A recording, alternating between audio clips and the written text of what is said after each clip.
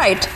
Thank you, Rhythm. We cut back to the Mahua Moitra controversy as it is a response that is coming in from Mahua Moitra now.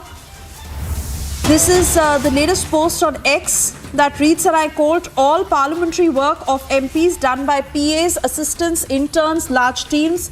Respected Ashwini Vaishnav, please release details of location and login details of all MPs and CDRs, that is called data records. Please release information on training given to staff to log in.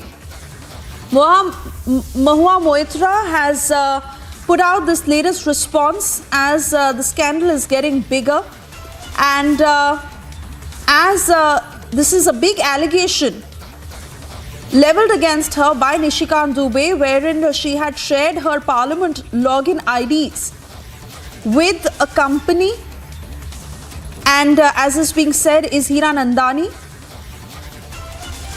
where she is now going on to question the government instead. Abhishek, I believe you're back with us.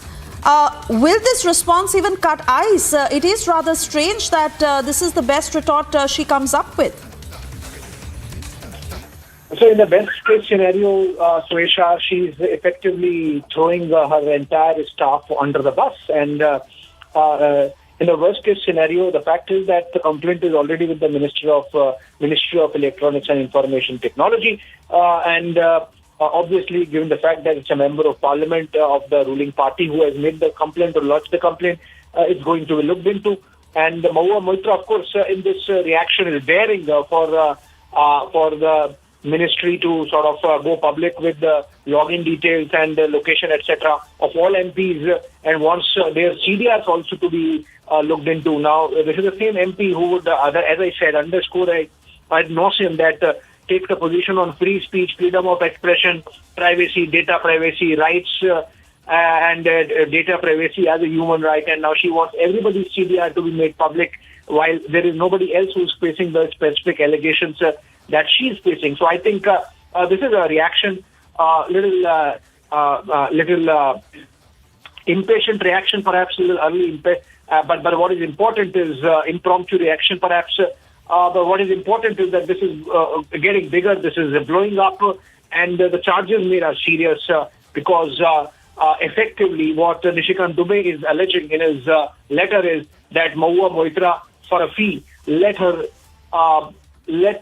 this corporate group ask questions which were of their own corporate interests. This was not in national interest, this was in the corporate interest of one particular group. So I think it's going to be a big controversy going forward ahead of the elections, because opposition and Congress party specifically, and Mahua Moitra even more specifically, has been targeting the government on the relationship with the Adani group. In fact, if you look at it, if 50 questions are asked on Adani group, that just gives you an idea of the kind of focus that's there in the mind of Mahua Moitra to target government and to target Adani group and the relationship that exists. And to paint it in a certain manner that the relationship exists even if it does not. So I think in that sense, it's going to be something on which you are going to see the ruling party also upping the ante, an element of which we are already seeing with the kind of reactions that have come in. In fact, the BJP MP picking it up, and the minister also responding. The second minister, in fact, responding. In the case of Rajiv Chandrasekhar, it becomes an official response given the fact that the complaint is lodged with his ministry. It's going to land up there in the ministry, which is going to be investigated. So I think these are charges made, and this investigation really gives you an idea of these charges give you an idea of how things are stacked up in terms of the intense politics we have seen on the Adani issue. But, Abhishek, really to come up with this response and raise fingers at the cyber security model of the IT ministry and dragging them into this, again, really to ask Abhishek, what is the point that she's trying to make out of all this?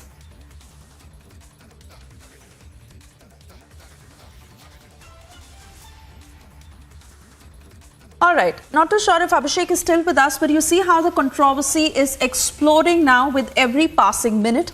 And these are strong allegations that have been leveled by the BJP against Mahua Moitra, who, remember, has rejected all these allegations. Even the Adani group in question has done the same. Now, just to take you once again through the allegation that has been made, where the BJP has said that Mahua Moitra, representing Krishnanagar, gave Darshan Hiranandani and Hiranandani conglomerate access to her login credentials for Lok Sabha website so they could utilize it for their own personal gain, and is possibly the most damning and grave of all charges that have been made against her.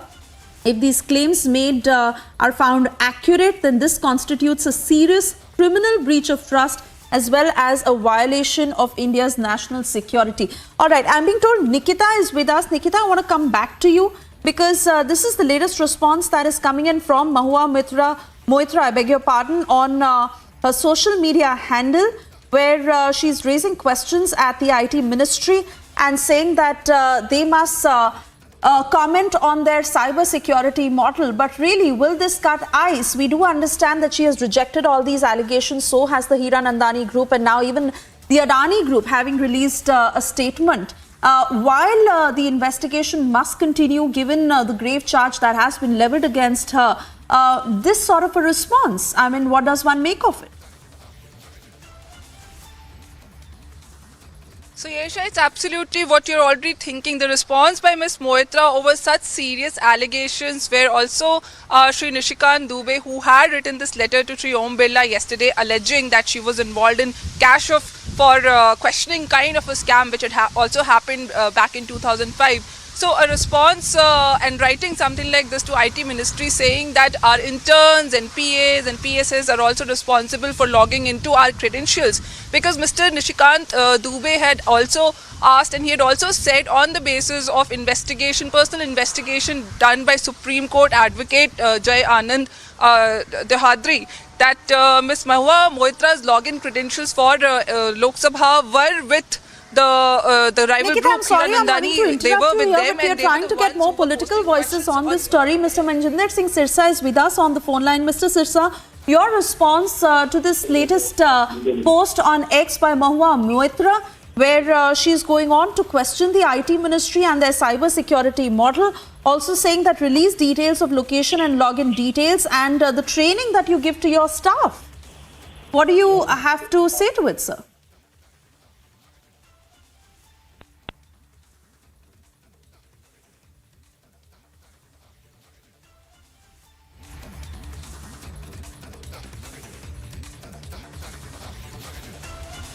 All right, not too sure if Mr. Sirsa is still connected. We'll try and reconnect that line as we are trying to get more political reactions on this. But you see how this controversy is exploding with every passing minute. But most importantly, how Mahua Moitra has put out this latest post where she's raising questions at the IT ministry. Once again, reading out that tweet to you that says all parliamentary work of MPs done by PAs, assistants, interns, large teams, respected Ashwini Vaishnav, please release details of location and login details of all MPs and call data records. Please release information on training given to staff to log in. So this is the latest response, as BJP is not just demanding her immediate suspension but an in-depth investigation into this matter. Mr. Sirsa, I believe you're back with us. What do you have to say, sir, to how Mahua Moitra is now defending herself, rather raising fingers at the IT ministry?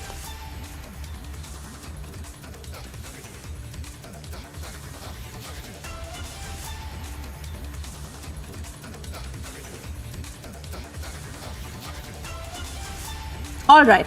Not too sure if that line is still connected. We'll try and get you more political voices on this story as it is getting bigger. Remember, this will also be on the debate at 9 p.m. with Arnab Goswami, where every angle to this story will be discussed. But as of this minute, we understand that all these allegations are being rejected by Mahua Moitra and even the Hiranandani group.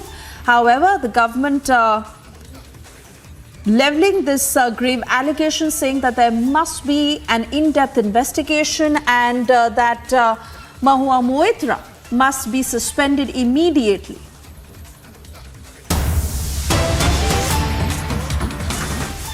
All right, coming back to the latest in the Liquorgate case, where we now understand, as per the arguments being made in the top court, Aam Aadmi Party could be made an accused in the Delhi excise policy case.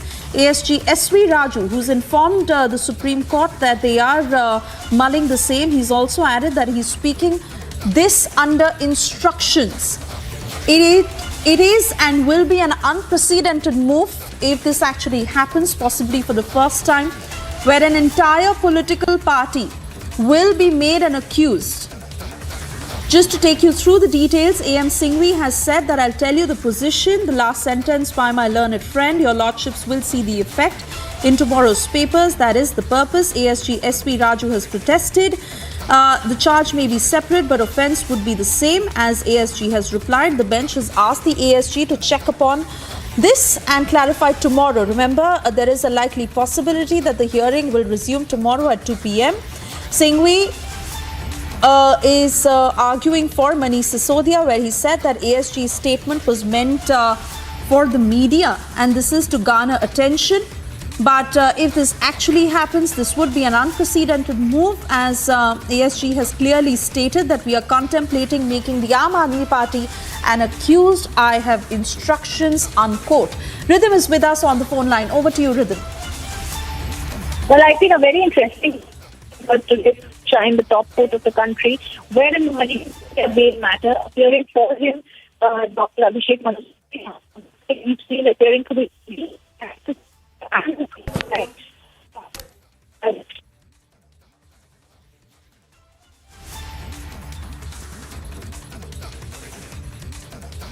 All right, we'll try and reconnect with Rhythm, but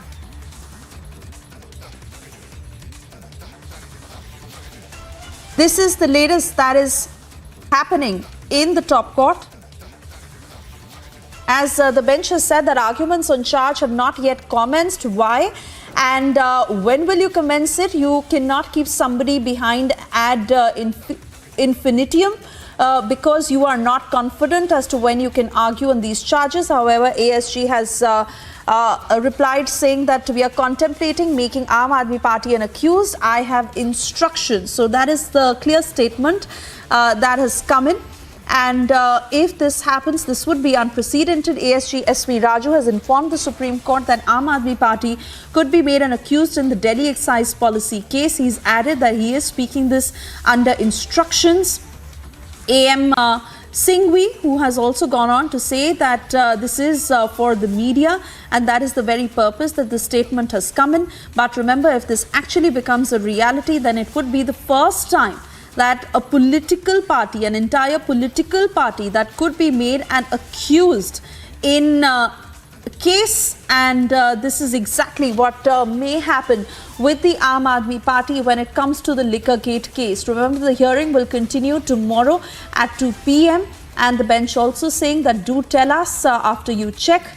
We are not commenting on this decision. It is something that is under PC and ED Act, so please examine it. We'll continue to tell you more on this story and what exactly has transpired in the top court on this matter. But for the moment, we have to slip into a very short commercial break. We'll be back on the other side with more breaking news. Do stay with us.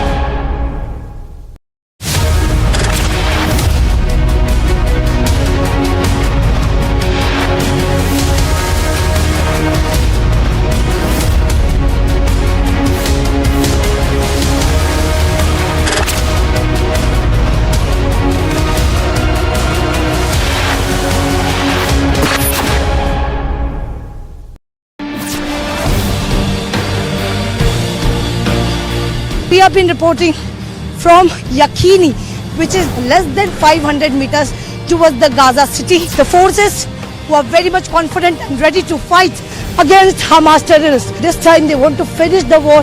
They are going to finish the Hamas terrorist, is what the Israel has been speaking from the first day.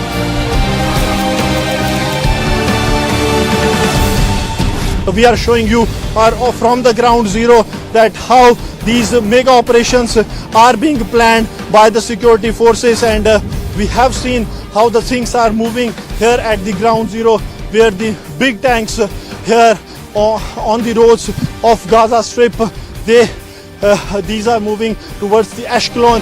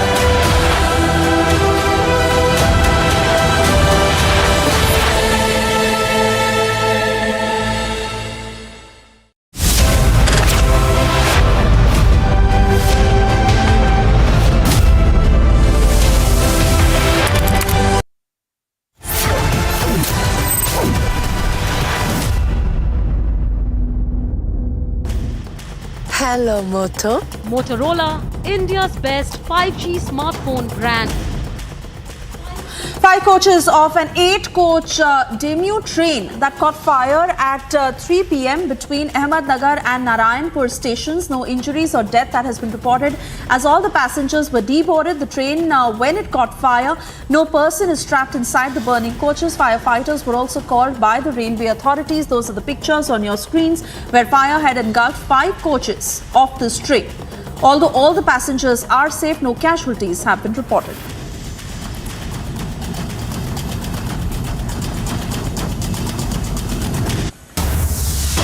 Time now for a short commercial break. On the other side, we get you details. Liquor Merchant Association has alleged bribes for license and the Congress government in Karnataka. Exclusive reports from Israel-Egypt border on the other side of the short break. Do stay with us.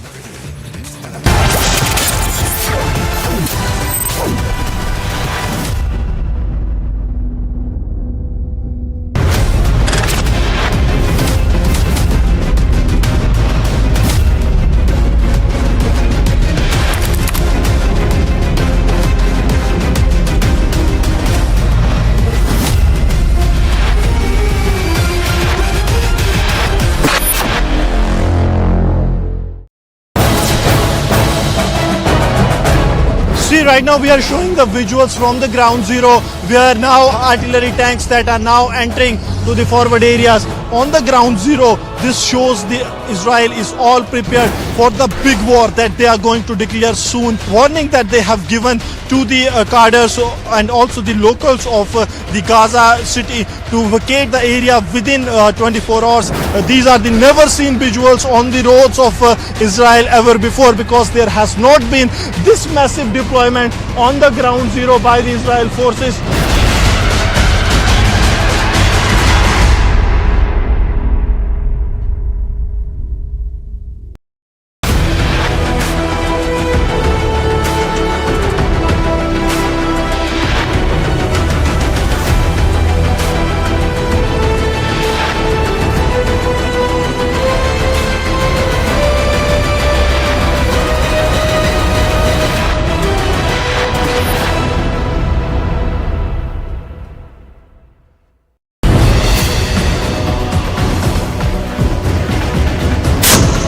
Republic is the only channel who have been reporting very close to the Gaza border, as we have been reporting and showing you the visuals from the operational base of IDF. As you can see, there are artilleries which is being placed here, and there are also other Markavas, who is known as the world's best tank, which has also been moved towards the Gaza border. Till now, as the statement that was coming in from the IDF, that the civilians are not their target, which is why they're even after giving the ultimatum for the 24 hours, there are 3 more hours safe passage has been given, so that the people can shift from the north to the southern side, which is a safer place.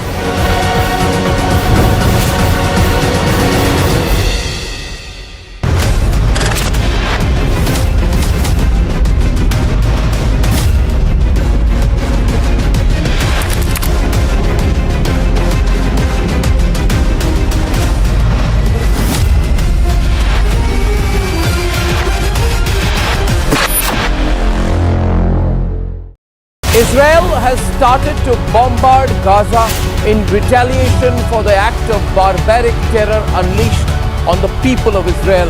Netanyahu has announced his intent. There is going to be a solid ground offensive. The Hamas is in panic. There is a definite division of the world order between those who believe that Israel has the right to retaliate for the killing of its people, for the murder of its babies, for the rapes on Israeli women, and for the abduction of children and the elderly. And on the other side, the wokes. Everything you ask them, they say, look at the root cause. So-called liberals become the strongest support base for terrorists. Rape is not resistance, and murder has no morality. If you agree with me, take a stance. Say openly, but say with pride and say with aggression. Tell these wokes, rape is not resistance and murder has no morality.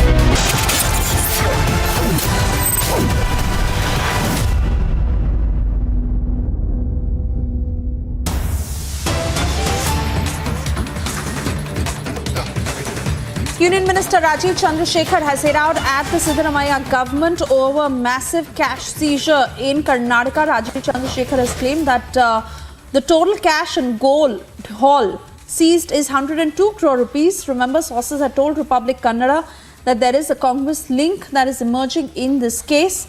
Quickly to take you through the tweet that was put out by Rajiv Chandrasekhar that reads, and I quote, a few days it was only 42 crores and I had predicted it was tip of the iceberg, and so it was.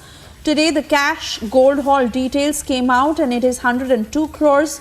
Note the 40 luxury watches, perhaps Siddaramaiah's, 75 lakh Hublot also stored with Ambikapathy and contractors, unquote. Rahul Siddaramaiah, DK Shivkumar and their cronies are like a bottomless pit of loot. More you dig, the more you unearth. This is the tweet that has been put out by Rajiv Chandrasekhar.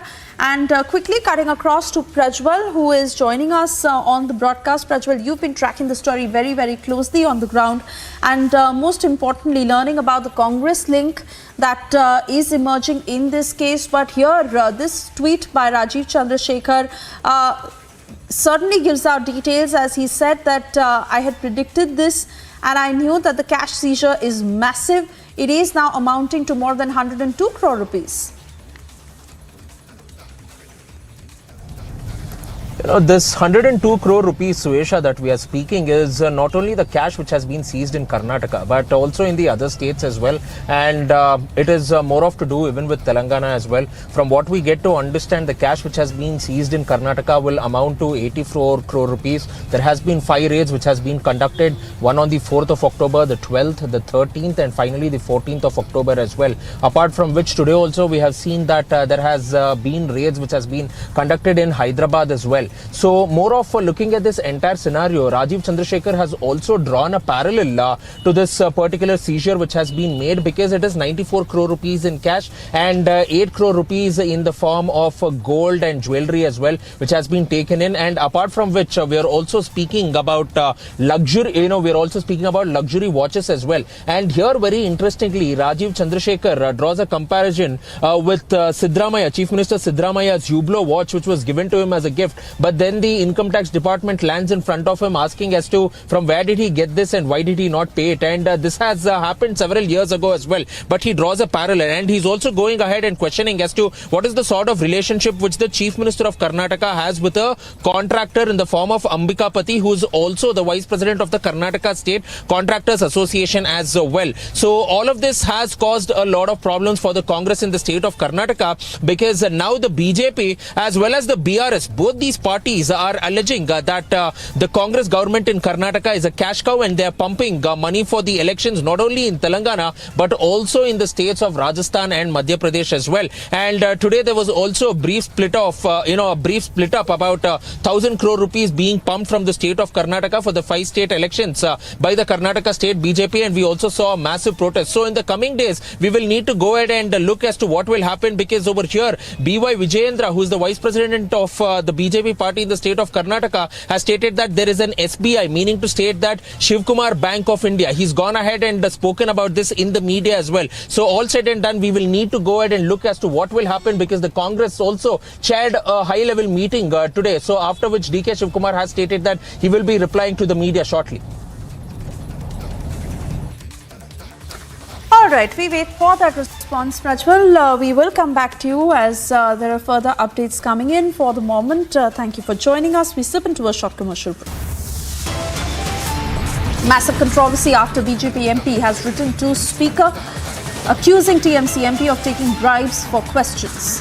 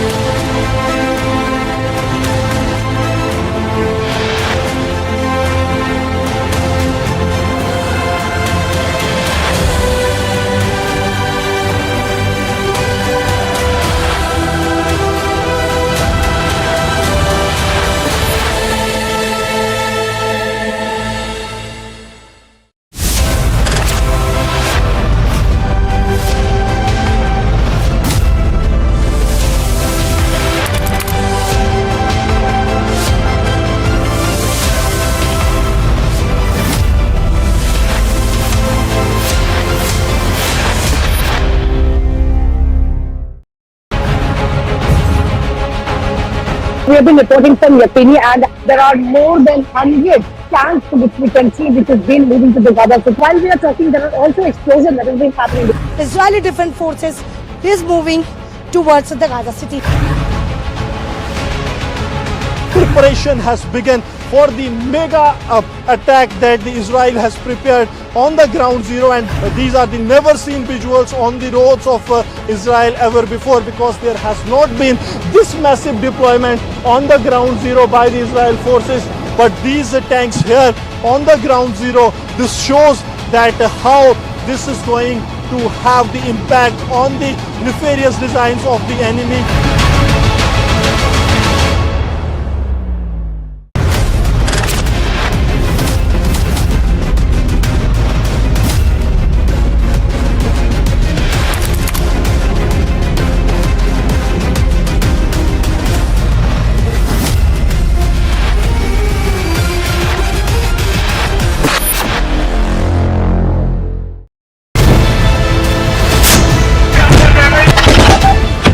Right now we are reporting from the Cedroid. This is one of the area that is close to the militarized zone and is hardly 800 meters from the border.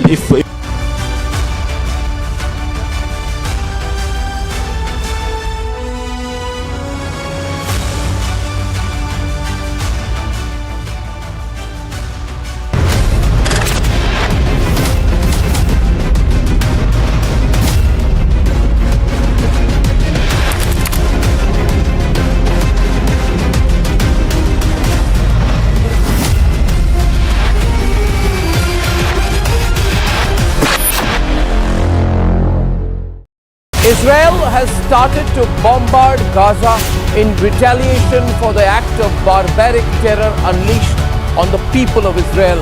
Netanyahu has announced his intent. There is going to be a solid ground offensive. The Hamas is in panic. There is a definite division of the world order between those who believe that Israel has the right to retaliate for the killing of its people, for the murder of its babies, for the rapes on Israeli women, and for the abduction of children and the elderly. And on the other side, the wokes. Everything you ask them, they say, look at the root cause. So-called liberals become the strongest support base for terrorists. Rape is not resistance, and murder has no morality. If you agree with me, take a stance. Say openly, but say with pride and say with aggression. Tell these wokes, rape is not resistance, and murder has no morality.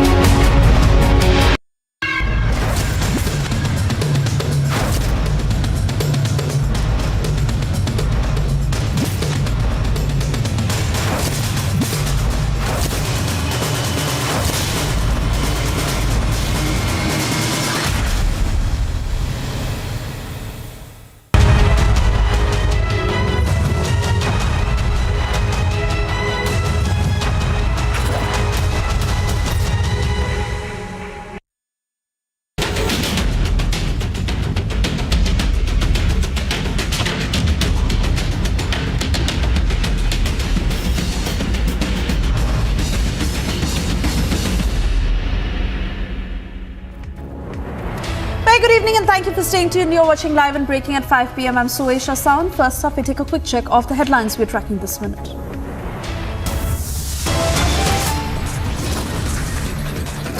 Cash for query scandal explodes. BJP MP writes to IT Minister as he alleges TMC MP took bribes. TMC MP denies allegations, sends legal notice to BJP MP Nishikant Dubey.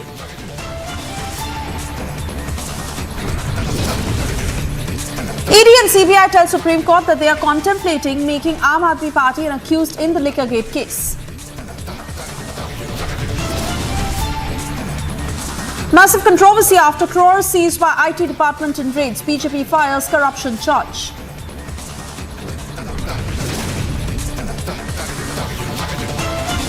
Israel demolishes Hamas terror infra in Gaza, strikes Hezbollah posts in Lebanon.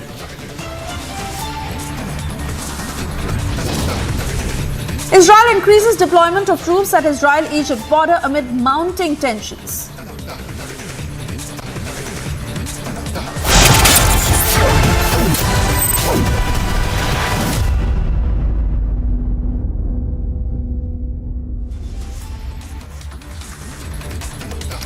And the latest that we are getting in from Israel, where our reporters Alicia and Gursimran have been tracking every single development. There is a heavy buildup of Mirwaka tanks that are close near Kerem Shalom, crossing in southernmost border of Israel. Republic's Alicia and Gursimran, who have been sending us these ground reports. As remember, Israel has made it amply clear that this war is not against the civilians but against Hamas. And they did put out that announcement and asked all the civilians to vacate and evacuate, as all of them are now moving in from south to the north. And this is the latest that is just coming in. Mirwaka tanks that are close to Kerem Shalom, crossing in the southernmost border of Israel. as they have also completely fortified 4 kilometers close to the Lebanon border, and all this region where they are heightening the attack against Hamas, asking all the civilians to vacate. You see those pictures on your screens where the buildup of these tanks, Mirwaka tanks, that are parked as they are all ready to attack. Alicia had earlier filed a report as well showing us the movement of these tanks. Let's take a look at that first. Public TV has been reporting from the very close meters of the southern side of the Gaza, and we have been showing you the visuals. I'll just ask my video journalist Surinder Shah to show you the visuals of the Markava tanks which has been placed too near the border, and there are 100 of Markava tanks. The Markava tank, which has been known as the best tank in the world, has where the Israel been processing around 600 Markava tanks, and there are 4 variants that has also been armed tanks which is equipped with a 120 mm cannon and 7.62 mm machine guns. These are the Markava tanks on your screen. As you see, we have been traveling continuously to each and every part of the Gaza Strip, and we have been trying to show all the visuals that has been which is being placed here. And importantly, here are the Markava tanks which is being placed here and ready to move towards the Gaza Strip. Rather the fact, it's the Prime Minister Benjamin Netanyahu who has clearly mentioned that there is no ceasefire, which means Israel is completely been ready.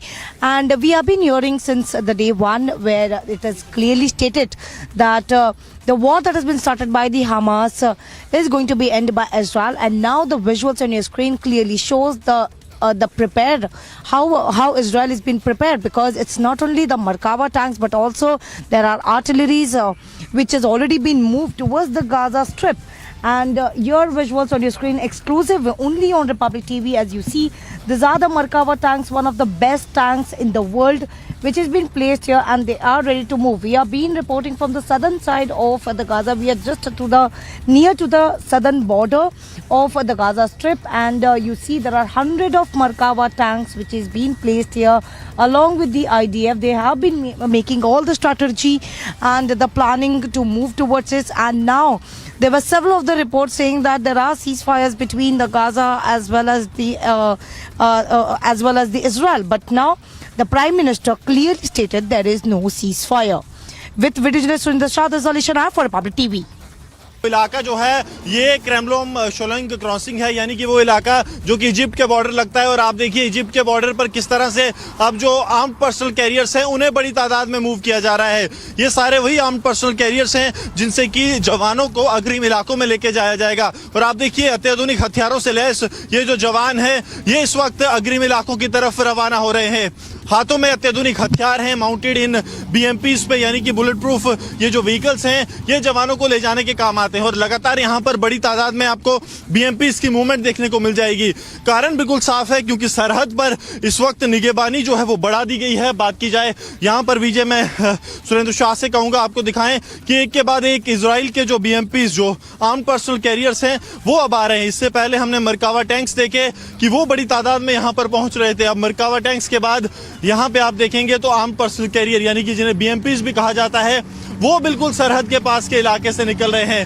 हाथों में विजय का निशाना बनाकर ये लोग यहाँ से ऊपरी इलाकों की ओर जा रहे हैं। ठीक सामने जो इलाका है वो सरहद का वो इलाका है जहाँ पर इजिप्ट का बॉर्डर है। उसके साथ साथ ठीक अगर वहाँ से दाएं तरफ चले जाएं वहाँ पर गाजा पट्टी भी है, यानी कि गाजा के साथ जो बॉर्डर इजराइल का लगता है वो भी है। तो लगातार आपको विजुअल्स ग्राउंड जीरो से हम दिखा रहे हैं कि किस तरह बड़ी मूवमेंट जो है वो BMPs की जा रही है, आर्म्ड पर्सनल कैरियर्स की जा रही है, ताकि सरहद पर इन्हें पहुंचाया जाए और सरहद के पहुंचाने के बाद जब जरूरत पड़े तो तब इन जवानों को अग्रिम चौकियों तक भी पहुंचाया जाए। बड़ी तादाद में अब आप देख सकते हैं कि BMPs अग्रिम इलाकों की ओर जा रहे हैं, जो इस तरफ साफ संदेश देते हैं कि सुरक्षा बल अब बड़े ऑपरेशन के लिए पूरी तरह से तैयार हैं और फोर्सेस को अग्रिम चौकियों की तरफ मूव किया जा रहा है। सरहद पर इजराइल की तैयारी पूरी है। आप देखेंगे इस वक्त जो BMPs हैं उसमें तैनात जो जवान हैं वो इस वक्त अग्रिम इलाकों की ओर जा रहे हैं। हम आपको ग्राउंड जीरो से दिखा रहे हैं। ये वो इलाका है जो एक तरफ गाजा पट्टी के साथ बॉर्डर लगता है, वहीं दूसरी तरफ ये बॉर्डर जो है वो जो इजिप्ट है यानी कि मिस्र के साथ लगता है। और यहाँ पर आप देखिए कि पूरी तैयारी जंग की कर ली गई है। जो व्हीकल्स हैं BMP व्हीकल्स, जो बुलेट प्रूफ व्हीकल्स हैं जिनमें कि जवानों को लेकर जाया जाता है और उसके साथ लेकर जाया जाता है बड़ी मात्रा में हथियारों को, वो अब यहाँ पर पहुंच चुके हैं। इससे पहले हमने आपको मरकावा टैंक्स दिखाए थे कि किस तरह वो टैंक्स जो हैं वो बिल्कुल सरहद पर तैनात कर दिए गए हैं। अब इस बीच ये जो वाहन है यहाँ पर पहुंच गए हैं।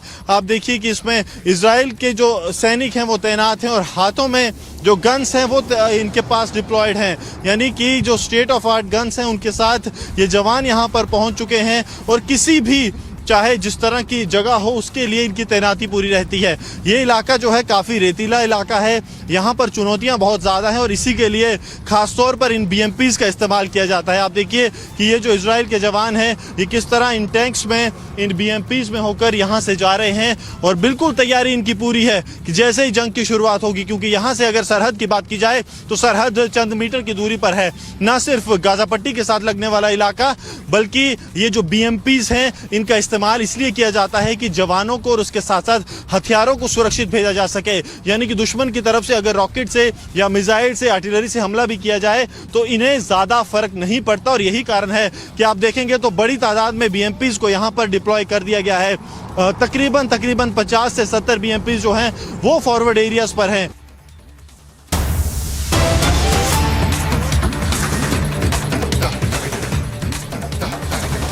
All right, cutting across to more breaking news coming in. Opposition MPs and leaders have met Palestinian ambassador.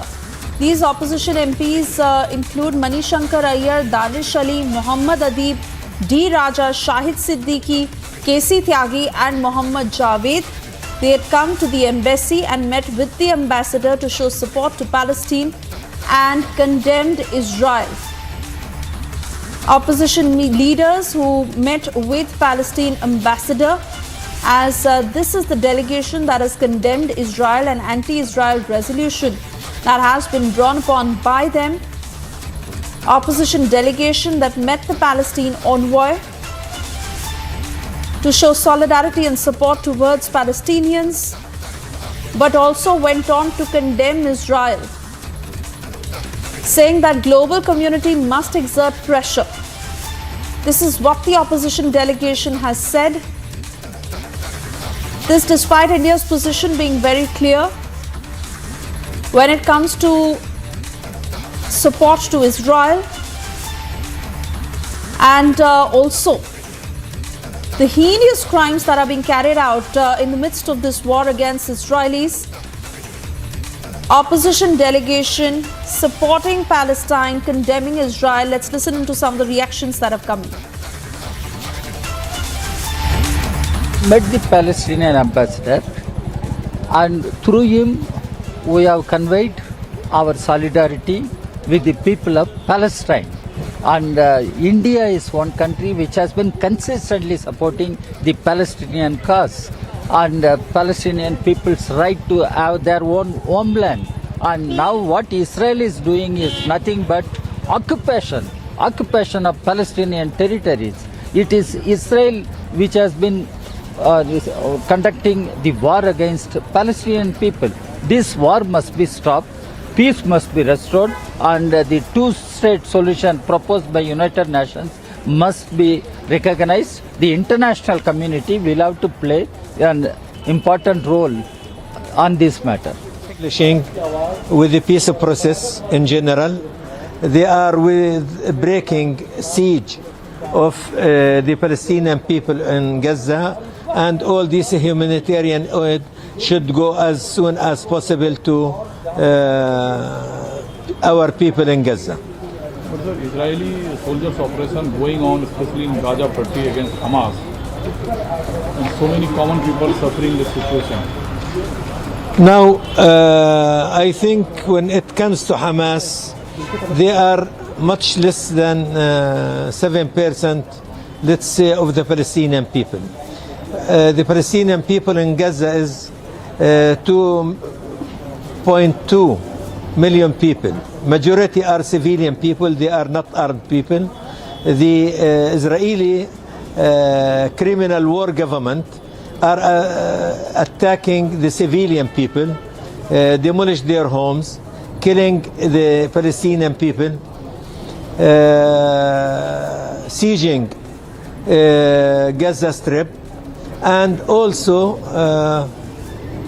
described by the Israeli Minister of War, the Palestinian people as human animals. The government of Palestine through embassy of Palestine in India touch with the government of India? We are always discussing and hope India will play a good role to stop the siege of our people of Gaza and make pressure at the Israeli government for the humanitarian aid to our people in Gaza. How can you see the role of UN? The UN, when it comes to the UN, we have more than 800 resolutions as a Palestinian at the United Nations. None of the this international community make a real pressure. No, we came here to express our solidarity on behalf of the Indian people. Because right now, whatever happened on the 7th of October, we all know. But it has not stopped there.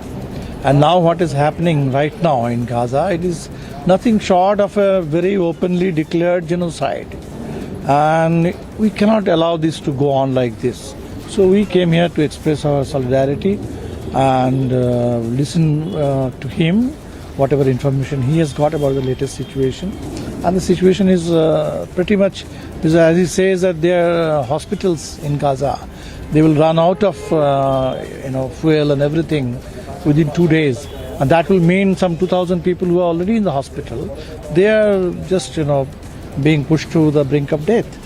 So this is just a disaster happening right now. And if we cannot stop it immediately, then the disaster will go worse. And this will be the worst kind of humanitarian, crisis in recent years. So I think that's the opinion. And it's very unfortunate today, students and civil society activists, they also wanted to say the same thing in Jantar Mantar, and they were detained. So the government of India, very unfortunate that across the Western world, you can see the Western world, the governments may be supporting Israel, but the people are taking out marches in every city. But in India here, it is very unfortunate that the Indian voice for peace and justice is being throttled. हम लोगों ने फिलिस्तीन के ambassador से मुलाकात की है, member parliament हैं, डिफरेंट पॉलिटिकल पार्टीज के लीडर हैं, और हमने गाजा के अंदर जो वायलेंस हो रही है उसकी निंदा की है, और जो भारत सरकार का पहले से एटीट्यूड रहा है उसके अनुसार यूएन के रेजोल्यूशंस के आधार पर वहां शांति स्थापित की जानी चाहिए। अब वर्तमान में जो इजराइल के द्वारा की गई कार्रवाई है हम उसकी निंदा करते हैं। हिंसा किसी भी सवाल का जवाब नहीं।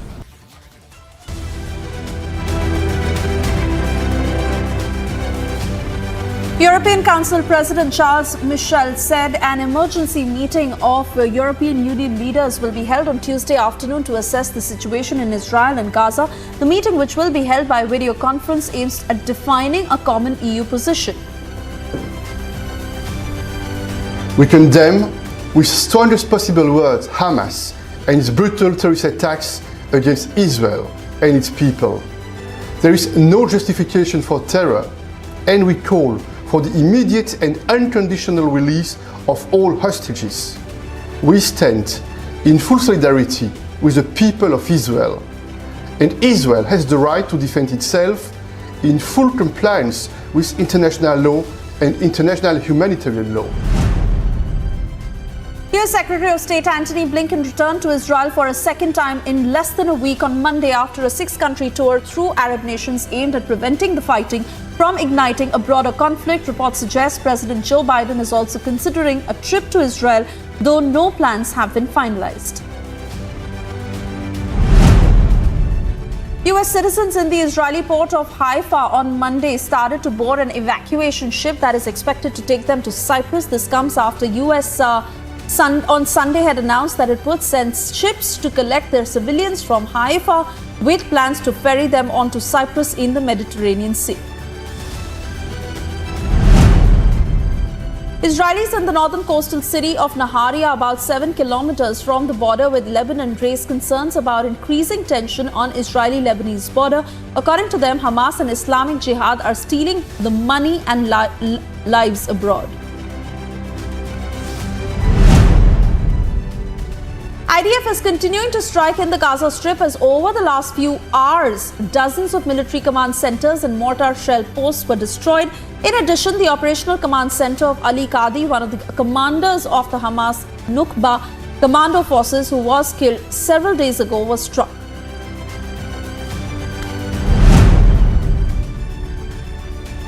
According to the latest pictures accessed, occupation warplanes have destroyed United Nations Relief and Works Agency warehouses in northern Gaza Strip after bombing them last night. Plumes of black smoke were seen rising from the Gaza Strip following Israeli airstrikes on Monday while terrorists fired rockets back from the Palestinian territory. Ambulances rushed to the Nasir Hospital in Khan Yunis, Gaza's second largest, to transport injured in Israeli airstrikes. Meanwhile, hospitals in Gaza are running out of fuel and basic medical supplies.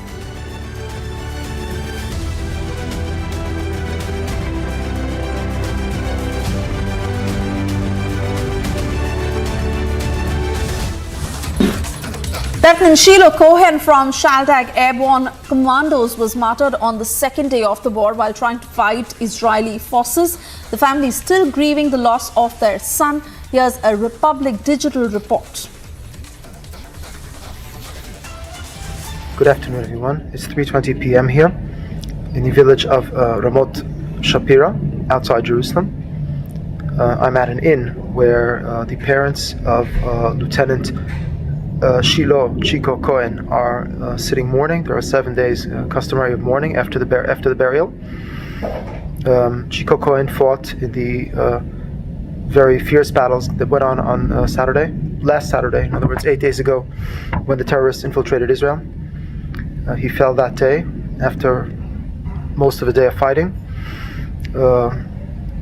He went to the south. The story goes he was a 24-year-old officer in the Airborne Commandos, Shaldag, one of the IDF's most elite units. He went down without his soldiers. He just improvised the whole way through. He hitched a ride, banded up with other soldiers he found along the way, and he made a small force that grouped together to fight. He went with a small weapon he had with him. He got a rifle from a wounded soldier he met along the way. He got a helmet from a soldier who was killed. He fought in the kibbutz in the village of Be'eri. He went house to house, eliminating the terrorists until after a few houses he was hit. He was 24 at his death. His commander is here as well. His commander took 2 bullets in the arm. He had an operation, and the bullets went out through his back, and he's here as well at the morning session. His parents are here. Chico Cohen's parents are here as well. He has 3 sisters and 1 brother. One morning here, everyone spoke of his warmth as a human. His commander spoke of his dedication as a soldier, how he was extremely demanding of his soldiers. This is, after all, the Airborne Commandos, one of the most elite units in the IDF. Has his very strong camaraderie that he felt with his soldiers, his professionalism. He continued to fight even though he was wounded in the leg. Everyone spoke very highly of him. He will be remembered dearly by his family. A very dedicated young man. That's the only way you can get into these units. His family is one of the oldest, is one of the founders of the town of Sderot, the town in South Israel, where I was last week, that had been hit constantly by missiles for decades now from Hamas. And he will be well loved and remembered by his family. 24-year-old he was at death. Shai Rosenman, Republic Digital, Ramot Shapira, Israel.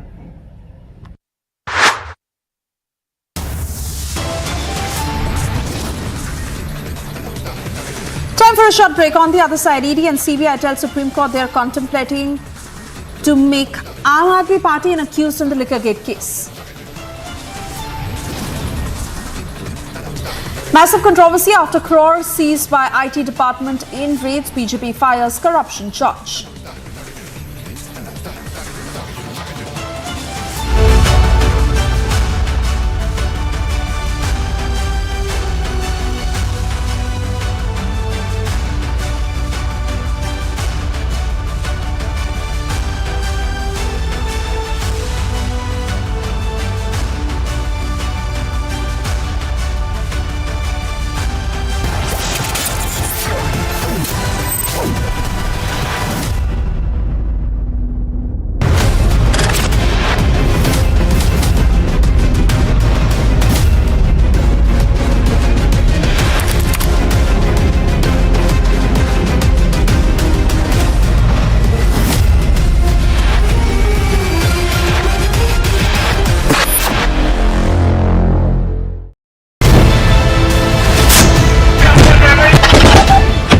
Right now we are reporting from the Cedroid. This is one of the area that is close to the militarized zone and is hardly 800 meters from the border. If even in the background you can see some of the exchange of fire that is taking place, we can expect something big from the Israel side because the ultimatum has ended. The Israel Prime Minister on the forefront and he has met the soldiers. That means everything is in place for the mega strike that the Israel is planning.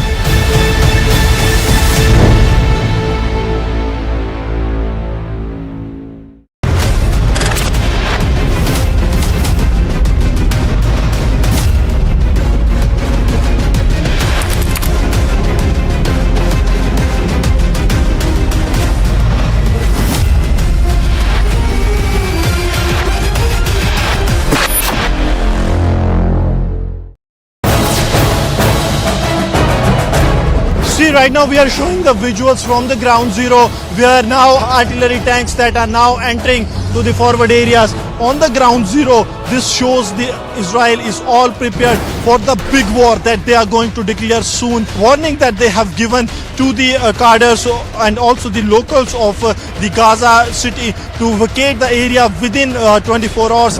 These are the never seen visuals on the roads of Israel ever before because there has not been this massive deployment on the ground zero by the Israel forces.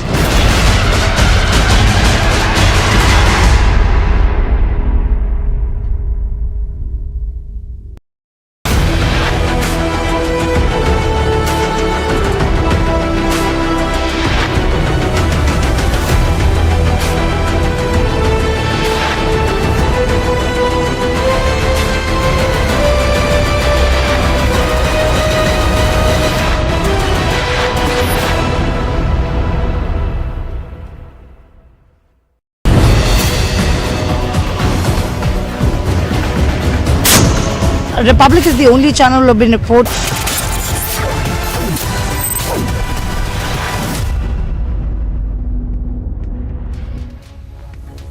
Thank you for staying with Republic. And well, in a fresh video that has been released by the IDF, a group of Hamas terrorists who were seen opening fire at the members of the Israeli community as they walked through a locality in Israel.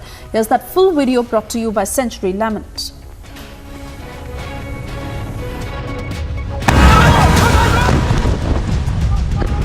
IDF has released a new body cam footage of a Hamas terrorist targeting Israeli civilians on October 7th massacre.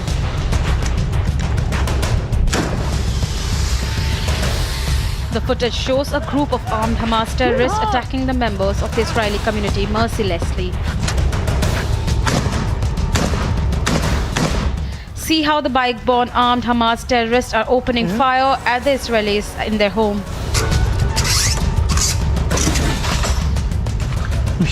The Hamas terrorists roamed around the locality and entered random homes, opening fire at the residents.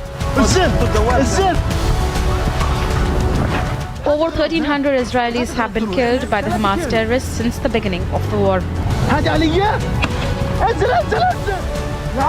Bureau Report, Republic TV.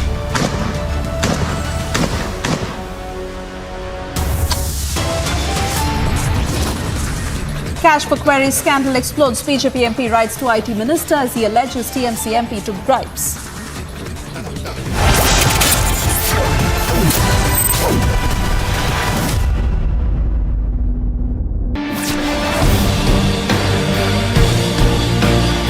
We have been reporting from Yakhini, which is less than 500 meters towards the Gaza city. The forces who are very much confident and ready to fight against Hamas terrorists. This time they want to finish the war. They are going to finish the Hamas terrorist, is what the Israel has been speaking from the first day.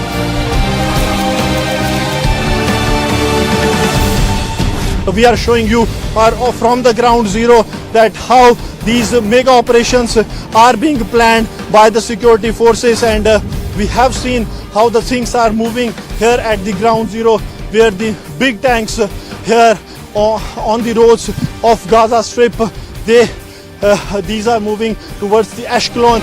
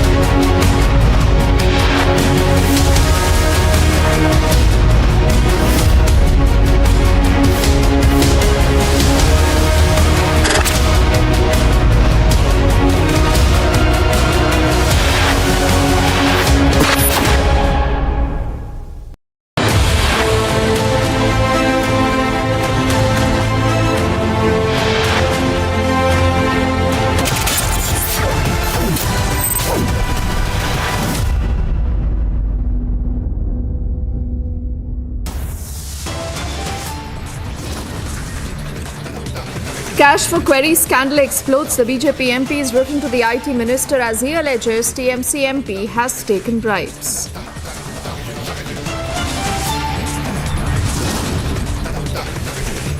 TMC MP, in the meantime, denying these allegations, sending a legal notice to the BJP MP Nishikant Dubey.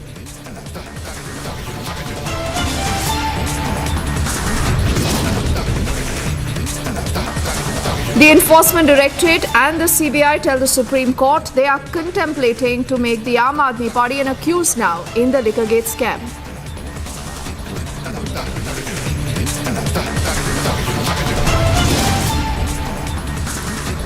Massive controversy after crores are seized by the IT department in raids. The BJP fires a corruption charge.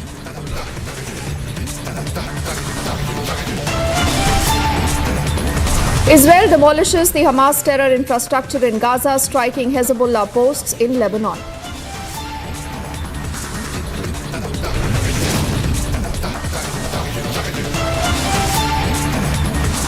And Israel increases deployment of troops at the Israel-Egypt border amidst the mounting tensions.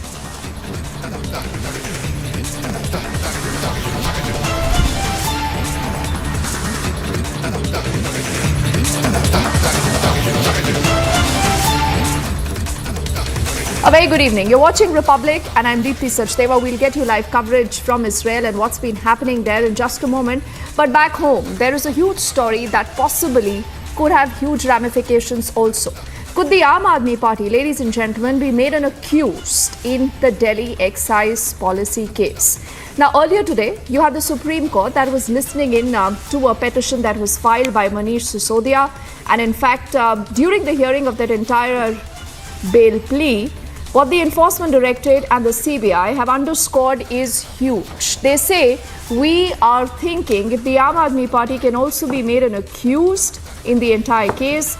This is according to Section 70 of the PMLA Act.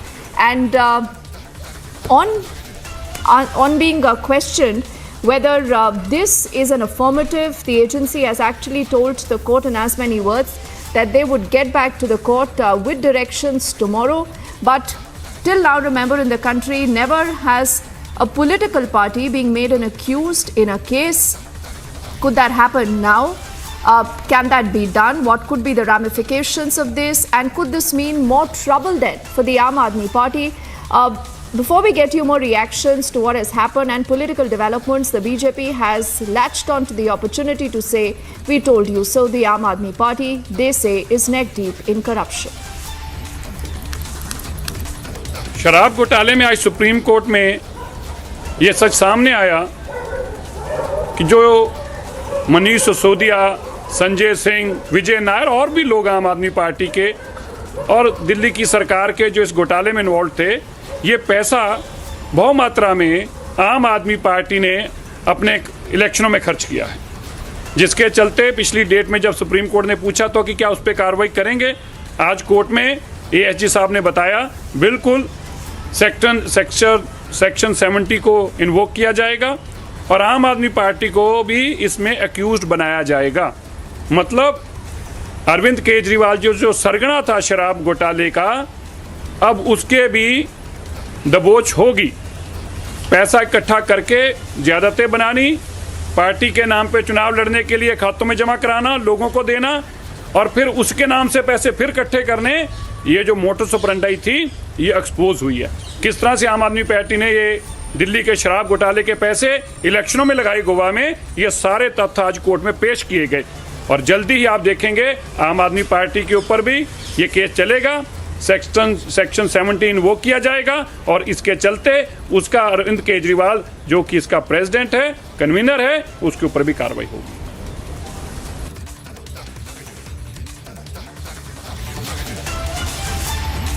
So we've just heard that reaction coming in from the BJP, and I'm told we have a BJP spokesperson also joining us right now on the phone line. Charu Pragya is with us. Charu, good evening. And thank you for speaking to us on Republic. Now, under Section 70 of the PMLA, Charu, if an offence is committed by a company, every person who at the time of contravention was in charge of, was responsible to the company for the conduct of the business, they say shall be deemed to be guilty and shall be liable.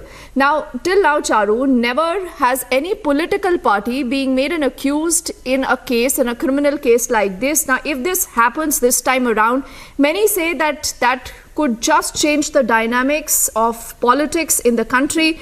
Do you believe that Section 70 of the PMLA Act, though many legal luminaries that I've also spoken to, Charu, say that this is ambiguous, whether a political party can fall in the ambit of companies, of firms, of associations. But do you think that this does, give that kind of a scope to involve a political party and that could be made an accused in a case? Deepti, good evening, and thank you for having me on your show.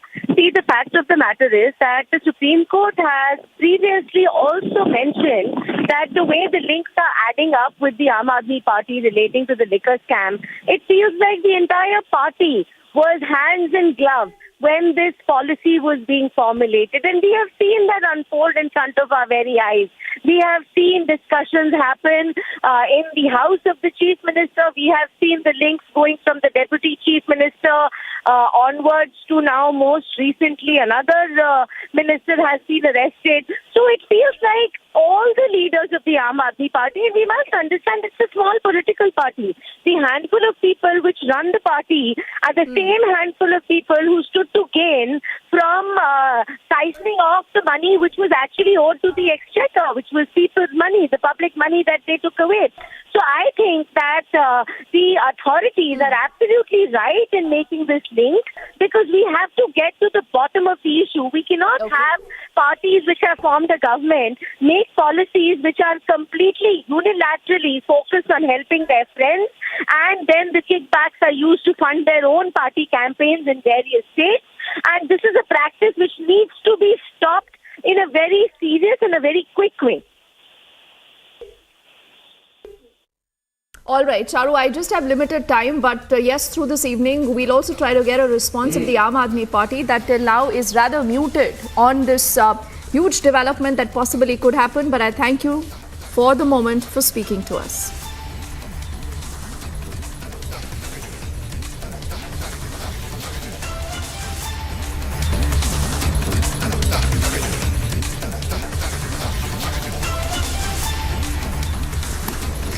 And now let's shift our focus to the other big story that we are tracking. This is after the BJP MP Nishikant Dubey has accused the TMC MP Mahua Moitra of accepting cash and gifts in exchange for asking questions in the parliament. Now, in the latest update, Mahua Moitra has sent a notice to Nishikant Dubey. Earlier, you would recall Dubey has written to the Lok Sabha Speaker. He is requesting an inquiry committee to investigate the allegations. On the other side, the TMC MP has denied the allegations and claims that she is being targeted for raising concerns about favoritism towards the Adani group.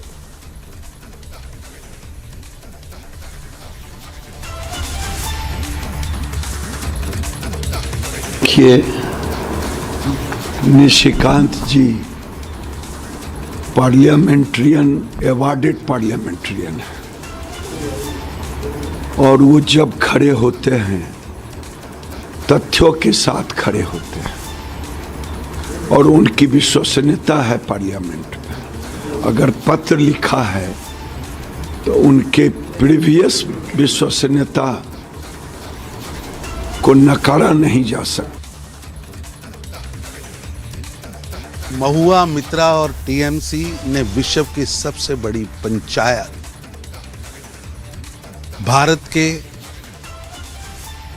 निष्पक्ष लोकतंत्र और भारत के सबसे बड़े लोकतंत्र के मंदिर की मर्यादा का अपमान किया है, हनन किया है।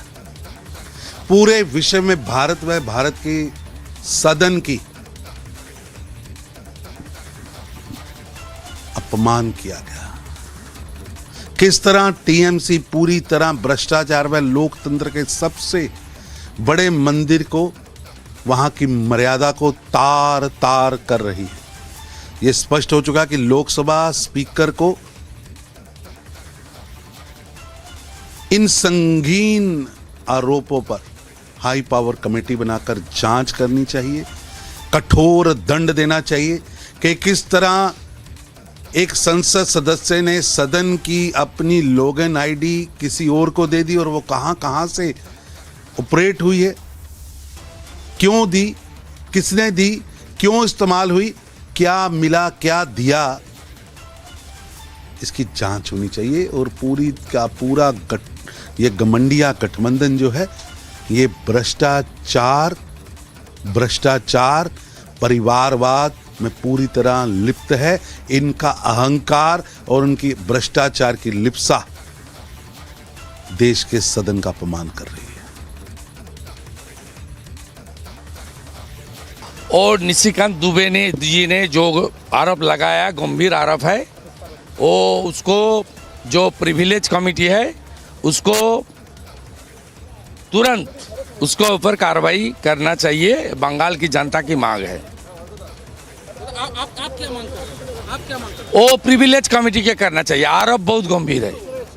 निशिकांत दुबे बहुत सीनियर एमपी है, हमारी लीडर है, पार्लियामेंट का जुझारू वक्ता है। निशिकांत दुबे जी ने जो आरोप लगाया, सुप्रीम कोर्ट को एक लॉयर ने जो आरोप लगाया, उसके ऊपर प्रिविलेज कमेटी को तुरंत कार्रवाई होना चाहिए। बंगाल का जनता ने ये उम्मीद करता है प्रिविलेज कमेटी के ऊपर। दादा, पैसे लेकर सवाल करने में 10 सांसदों की सदस्यता जा चुकी है, इसलिए इसमें बहुत बढ़िया तगड़ा इंसिडेंट है। उसको प्रिविलेज कमेटी को इसको as early as possible please take up this issue.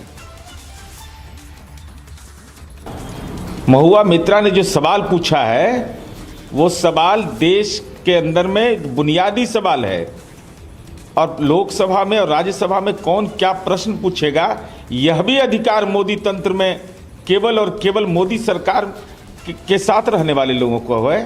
यह अधिकार नहीं है। लोकतंत्र है और लोकतंत्र में किसी को प्रश्न पूछने की आज़ादी है। किस बात का भाई, आप प्रमाण दीजिए। किसी के बारे में अनर्गल आरोप लगा दीजिएगा। और सीएजी की रिपोर्ट आई कि द्वारिका एक्सप्रेसवे में 200 से ज्यादा करोड़ का सड़क बना, इस पर जुबान खामोश। भ्रष्टाचार का तो नग्न रूप इस देश के राजनीति में अगर देखना है तो आदरणीय नरेंद्र मोदी जी के शासनकाल में। After a quick break, it's a massive controversy after crores are seized by the IT department in raids. The BJP fires a corruption charge.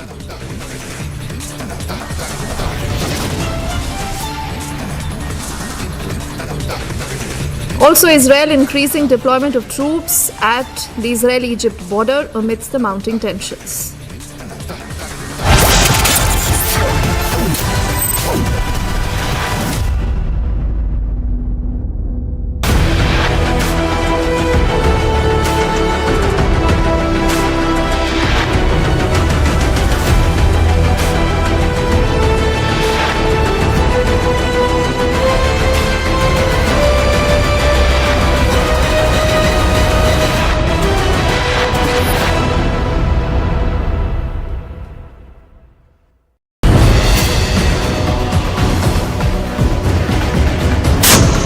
Republic is the only channel who have been reporting very close to the Gaza border, as we have been reporting and showing you the visuals from the operational base of IDF.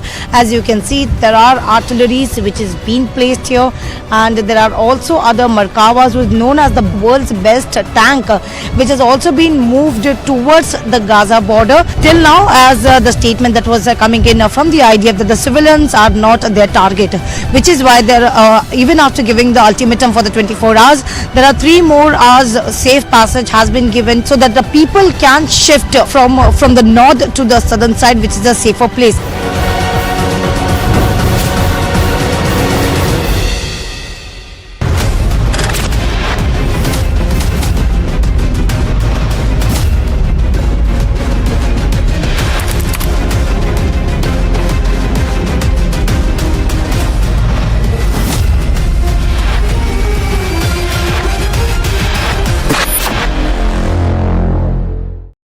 Israel has started to bombard Gaza in retaliation for the act of barbaric terror unleashed on the people of Israel. Netanyahu has announced his intent. There is going to be a solid ground offensive. The Hamas is in panic. There is a definite division of the world order between those who believe that Israel has the right to retaliate for the killing of its people, for the murder of its babies, for the rapes on Israeli women, and for the abduction of children and the elderly. And on the other side, the wokes. Everything you ask them, they say, look at the root cause. So-called liberals become the strongest support base for terrorists. Rape is not resistance, and murder has no morality. If you agree with me, take a stance. Say openly, but say with pride and say with aggression. Tell these wokes, rape.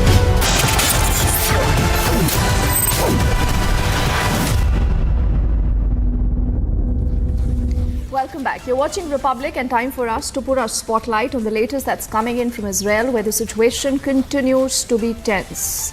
Gaza continues to be bombarded right now. There is also a parallel evacuation that continues through the Rafah border that leads into Egypt.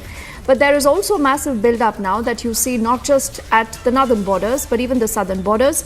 Both Alicia and Gursimran have been tracking that story, and they get us these reports.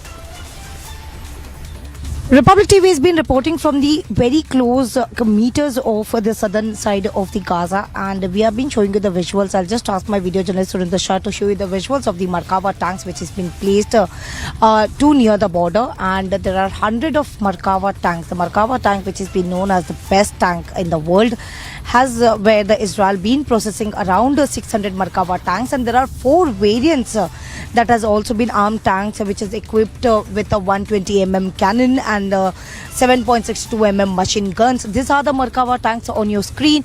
As you see, we have been traveling continuously to each and every part of the Gaza Strip, and we have been trying to show all the visuals that has been which is being placed here. And importantly, here are the Merkava tanks which is being placed here and ready to move towards the Gaza Strip. Rather the fact, it's a Prime Minister Benjamin Netanyahu who has clearly mentioned that there is no ceasefire, which means Israel is completely been ready. And we have been hearing since the day one where it has clearly stated that the war that has been started by the Hamas is going to be ended by Israel. And now the visuals on your screen clearly shows the prepared, how Israel has been prepared, because it's not only the Merkava tanks but also there are artilleries which has already been moved towards the Gaza Strip. And your visuals on your screen exclusive only on Republic TV. As you see, these are the Merkava tanks, one of the best tanks in the world, which has been placed here, and they are ready to move. We are being reporting from the southern side of the Gaza. We are just near to the southern border of the Gaza Strip, and you see there are hundreds of Merkava tanks which is being placed here along with the IDF. They have been making all the strategy and the planning to move towards it. And now there were several of the reports saying that there are ceasefires between the Gaza as well as the Israel, but now the Prime Minister clearly stated there is no ceasefire. With video journalist Surinder Shah, this is Alisha for Republic TV. इलाका जो है ये क्रेमलोम शोलोंग crossing है, यानी कि वो इलाका जो कि इजिप्ट के बॉर्डर लगता है। और आप देखिए इजिप्ट के बॉर्डर पर किस तरह से अब जो आर्म्ड पर्सनल कैरियर्स हैं उन्हें बड़ी तादाद में मूव किया जा रहा है। ये सारे वही आर्म्ड पर्सनल कैरियर्स हैं जिनसे कि जवानों को अग्रिम इलाकों में लेके जाया जाएगा। और आप देखिए अत्याधुनिक हथियारों से लैस ये जो जवान हैं ये इस वक्त अग्रिम इलाकों की तरफ रवाना हो रहे हैं। हाथों में अत्याधुनिक हथियार हैं माउंटेड इन BMPs पे, यानी कि बुलेट प्रूफ ये जो व्हीकल्स हैं ये जवानों को ले जाने के काम आते हैं। और लगातार यहाँ पर बड़ी तादाद में आपको BMPs की मूवमेंट देखने को मिल जाएगी। कारण बिल्कुल साफ है, क्योंकि सरहद पर इस वक्त निगहबानी जो है वो बढ़ा दी गई है। बात की जाए यहाँ पर विजय, मैं सुरेंद्र शाह से कहूँगा आपको दिखाएं कि एक के बाद एक इजराइल के जो BMPs जो आर्म्ड पर्सनल कैरियर्स हैं वो अब आ रहे हैं। इससे पहले हमने मरकावा टैंक्स देखे कि वो बड़ी तादाद में यहाँ पर पहुँच रहे थे। अब मरकावा टैंक्स के बाद यहाँ पे आप देखेंगे तो आर्म्ड पर्सनल कैरियर, यानी कि जिन्हें BMPs भी कहा जाता है, वो बिल्कुल सरहद के पास के इलाके से निकल रहे हैं। हाथों में विजय का निशाना बनाकर ये लोग यहाँ से ऊपरी इलाकों की ओर जा रहे हैं। ठीक सामने जो इलाका है वो सरहद का वो इलाका है जहाँ पर इजिप्ट का बॉर्डर है। उसके साथ साथ ठीक अगर वहाँ से दाएं तरफ चले जाएं वहाँ पर गाजा पट्टी भी है, यानी कि गाजा के साथ जो बॉर्डर इजराइल का लगता है वो भी है। तो लगातार आपको विजुअल्स ग्राउंड जीरो से हम दिखा रहे हैं कि किस तरह बड़ी मूवमेंट जो है वो BMPs की जा रही है, आर्म्ड पर्सनल कैरियर्स की जा रही है, ताकि सरहद पर इन्हें पहुंचाया जाए। और सरहद के पहुंचाने के बाद जब ज़रूरत पड़े तो तब इन जवानों को अग्रिम चौकियों तक भी पहुंचाया जाए। बड़ी तादाद में अब आप देख सकते हैं कि BMPs अग्रिम इलाकों की ओर जा रहे हैं, जो इस तरफ साफ संदेश देते हैं कि सुरक्षा बल अब बड़े ऑपरेशन के लिए पूरी तरह से तैयार हैं और फोर्सेस को अग्रिम चौकियों की तरफ मूव किया जा रहा है। Hello Moto. Motorola, India's best 5G smartphone brand.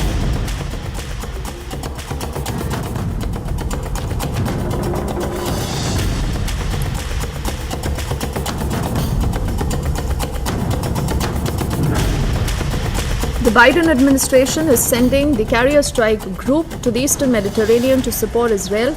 The US Defense Secretary earlier has said that additional carrier was being sent as a part of our efforts to deter hostile action against Israel or any efforts towards widening this war following Hamas's attack on Israel.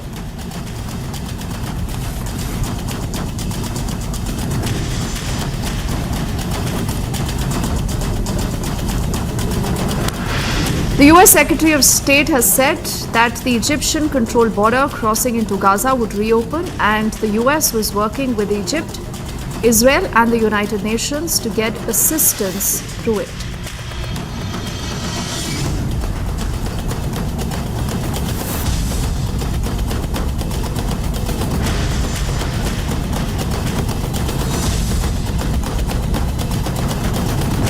Civilians were seen also queuing up at the Rafah border crossing into Egypt as a possible reopening shrouded in uncertainty. Hundreds of tons of aid also from several countries has been waiting at the border for days because of all the action that you have seen and also for the evacuation of some foreign passport holders through the crossing.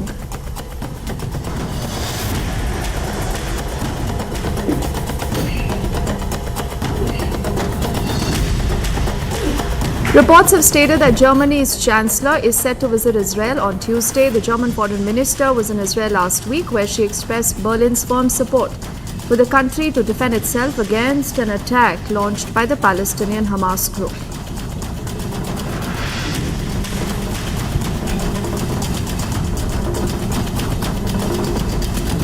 A Thai Air Force plane carrying about 130 evacuees from Israel arrived early Monday in Bangkok. The evacuation flight on an Airbus carrying 127 men, 2 women and a girl was the first of a planned 6 flights by Thailand's Air Force.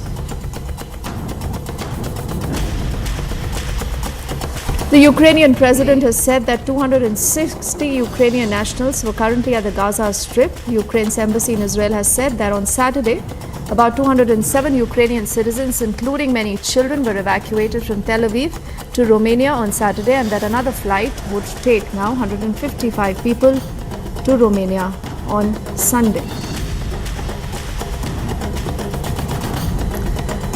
Thousands of people gathered to march in support of Israel in New Jersey. Many carried Israeli flags as well as signs reading, "We stand with Israel."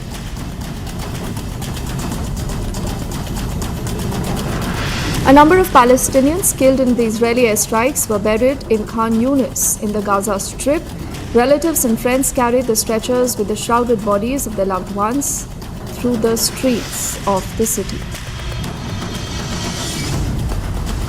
The UN Relief and Works Agency for the Palestinian refugees has issued its latest report in Gaza and the West Bank, in which it says that there are not enough body bags for the dead in Gaza.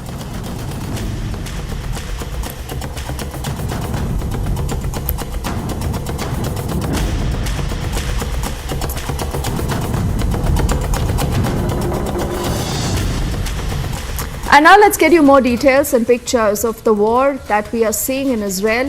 Like you have seen through the day and through the last many days, there has been a clear escalation.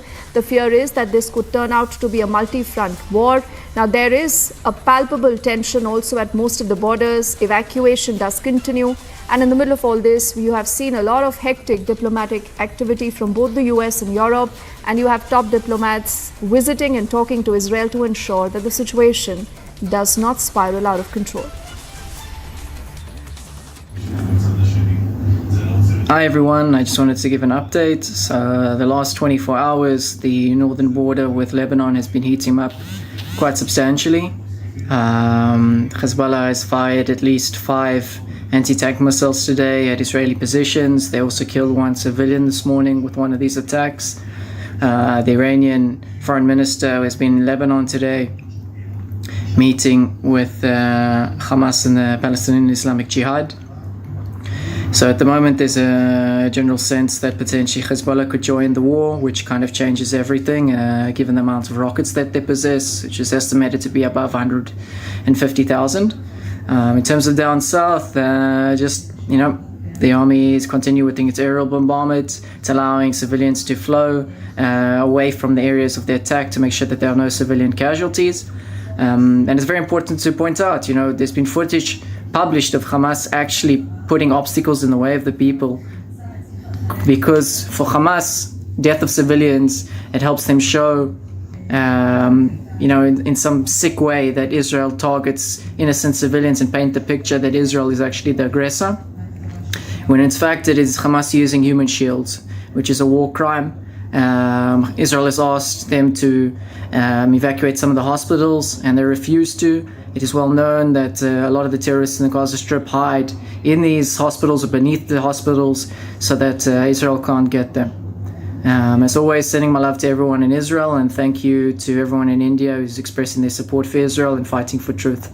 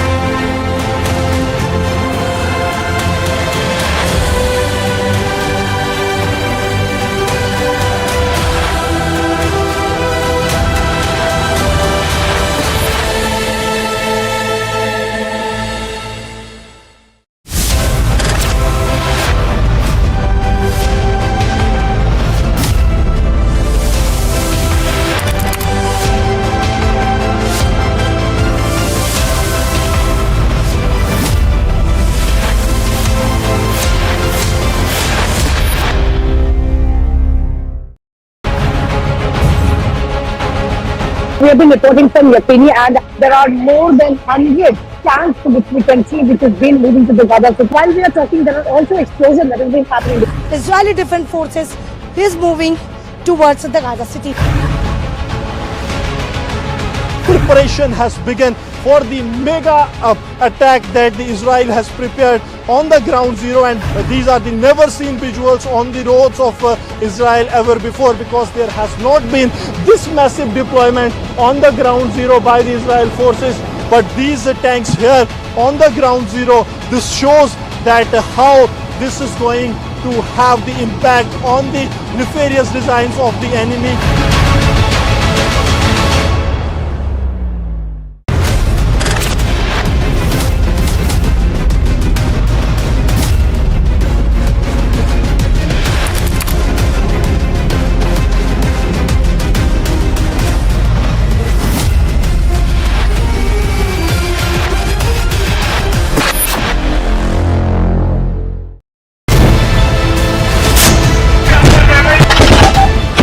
Right now we are reporting from the Cedroid. This is one of the area that is close to the militarized zone and is hardly 800 meters from the border. If even in the background you can see some of the exchange of fire that is taking place, we can expect something big from the Israel side, because the ultimatum has ended. The Israel Prime Minister on the forefront and he has met the soldiers. That means everything. Israel has started to bombard Gaza in retaliation for the act of barbaric terror unleashed on the people of Israel.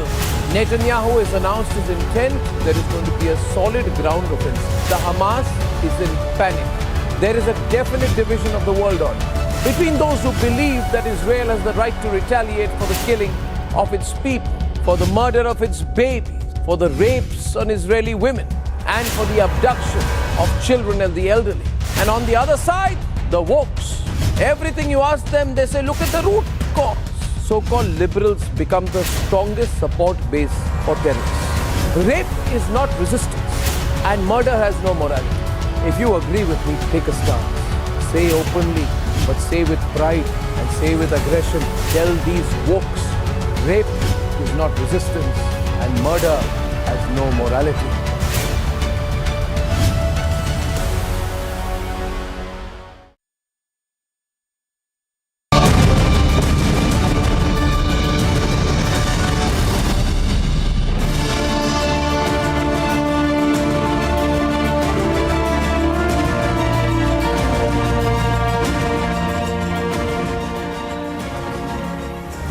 Israel demolishes Hamas terror infrastructure in Gaza, strikes Hezbollah posts in Lebanon.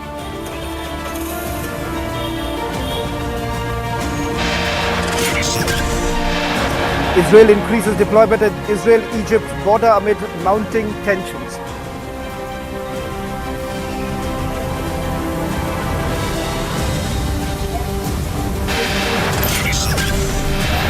Cash queries scandal explodes. BJP parliamentarian writes to IT minister as he alleges Trinamool Congress MP took bribes.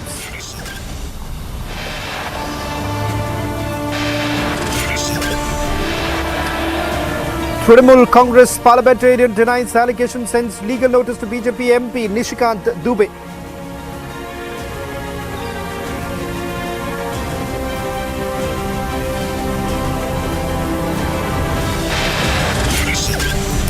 ED and CBI tell Supreme Court they are contemplating to make Aam Aadmi Party an accused in Liquorgate.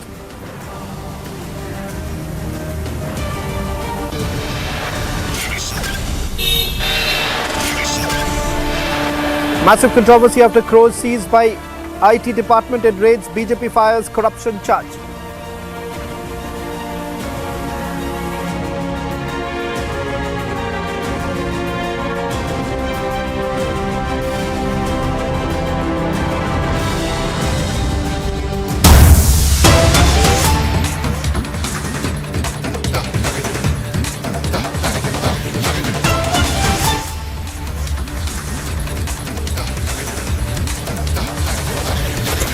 Hello and welcome. You watching This Is Exclusive with me, Shavin Sen. Ladies and gentlemen, staying with the rolling coverage on the Israel-Hamas war. In fact, it has its own repercussions across the globe. But remember, there are still those who are romanticizing with terror, those who are in support of Hamas. In fact, little distinction essentially being made between Hamas and the Palestinians. There is a growing chorus here also among the few opposition parliamentarians and political parties in India with regards to their support being extended to Palestine. In fact, there have been parliamentarians who have met the envoy, Palestinian envoy, in the national capital earlier in the day, where they've essentially spoken about the fact that there should be peace between Israel and Palestine. But what is it that some who are on the ground, in fact in Bengaluru where these protests are taking place, we'll get you those live images now coming in support of Palestine. We'll try and go across to our reporter on the ground, Prajwal, getting us the latest details as a rally is basically underway in Bengaluru. Prajwal, if you can hear me, who exactly is spearheading this rally in support of the Palestinians? As far as few are concerned, there is no distinction that they make between the Hamas and Palestine. India has made the position very clear that peace should prevail, peace should be given an opportunity as far as Israel and Palestine relations are concerned. On the other hand, Israel has made it very clear that this fight, this war is not against Palestine, this war is against terrorist group Hamas. Can that distinction be seen?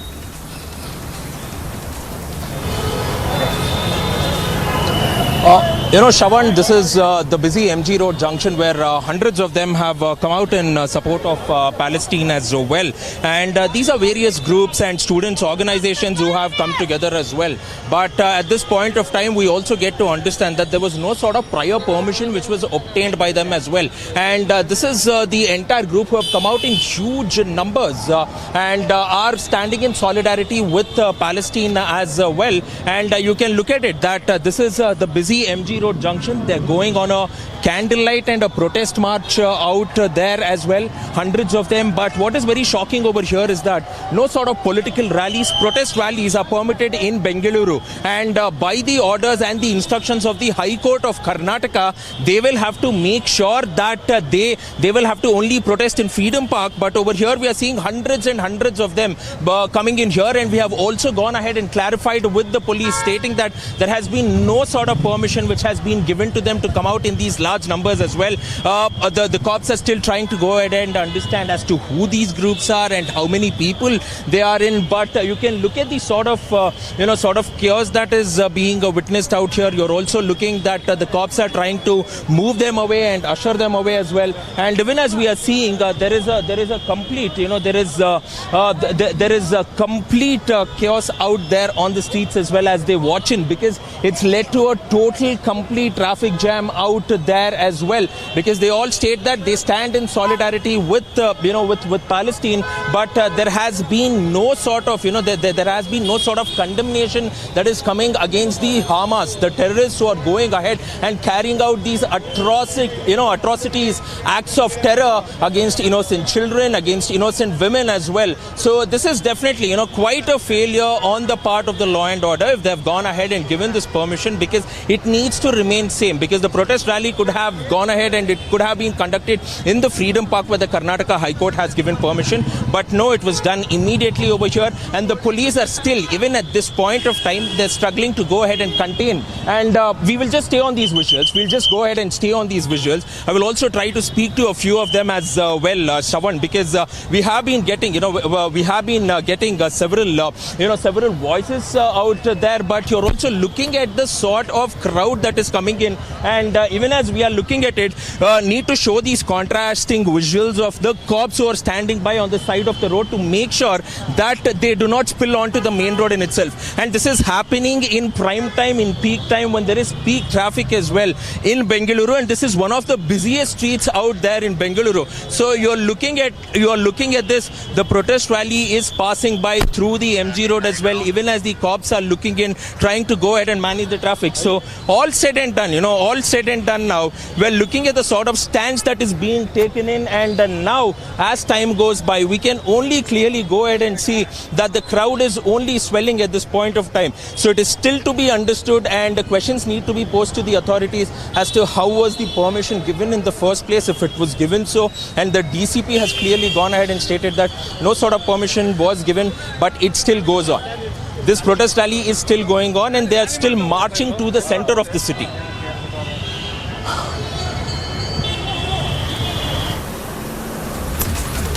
Well, in fact, thank you very much, Prajwal, for getting us the latest details. Shifting focus now to our ground coverage coming in from Israel, where our reporters Alisha Nair and Gursubran gets you this latest report from southern Israel. Remember, there has been a deadline that has been given to Gazans to evacuate from northern Gaza, moving towards southern Gaza. There is a growing pressure on Israel at this point in time coming in from the United Nations also. Remember, Antonio Guterres also pointing out that 1.1 million people evacuating from Gaza within a short stipulated time may not really be feasible. But remember, the United States of America steadfastly behind Israel, saying that they have a right to defend themselves. Several targets have been identified by the Israel Defense Forces. Remember, these targets have been pounded by them through those retaliatory airstrikes. But the bigger question that essentially emerges as to when exactly would the ground offensive really begin. No one really indicating that there is a change of plan as far as the troop mobilization is concerned. Over 3 lakh troops have already been mobilized towards the southern side. In fact, this report that has been filed by my colleague Alisha Nair and Gursumran gives you a sense of the kind of mobilization that has taken place across the militarized zone closer to the Gaza border. Take a look at this report, and then in a short while from now, we'll have the first spokesperson of Israel Prime Minister's office joining us on this broadcast. But before that, let's just put out this breaking news now coming in with regards to that big scandal that has erupted with regards to Trinamool Congress parliamentarian Mahua Moitra. We'll try and break this information that has just come in.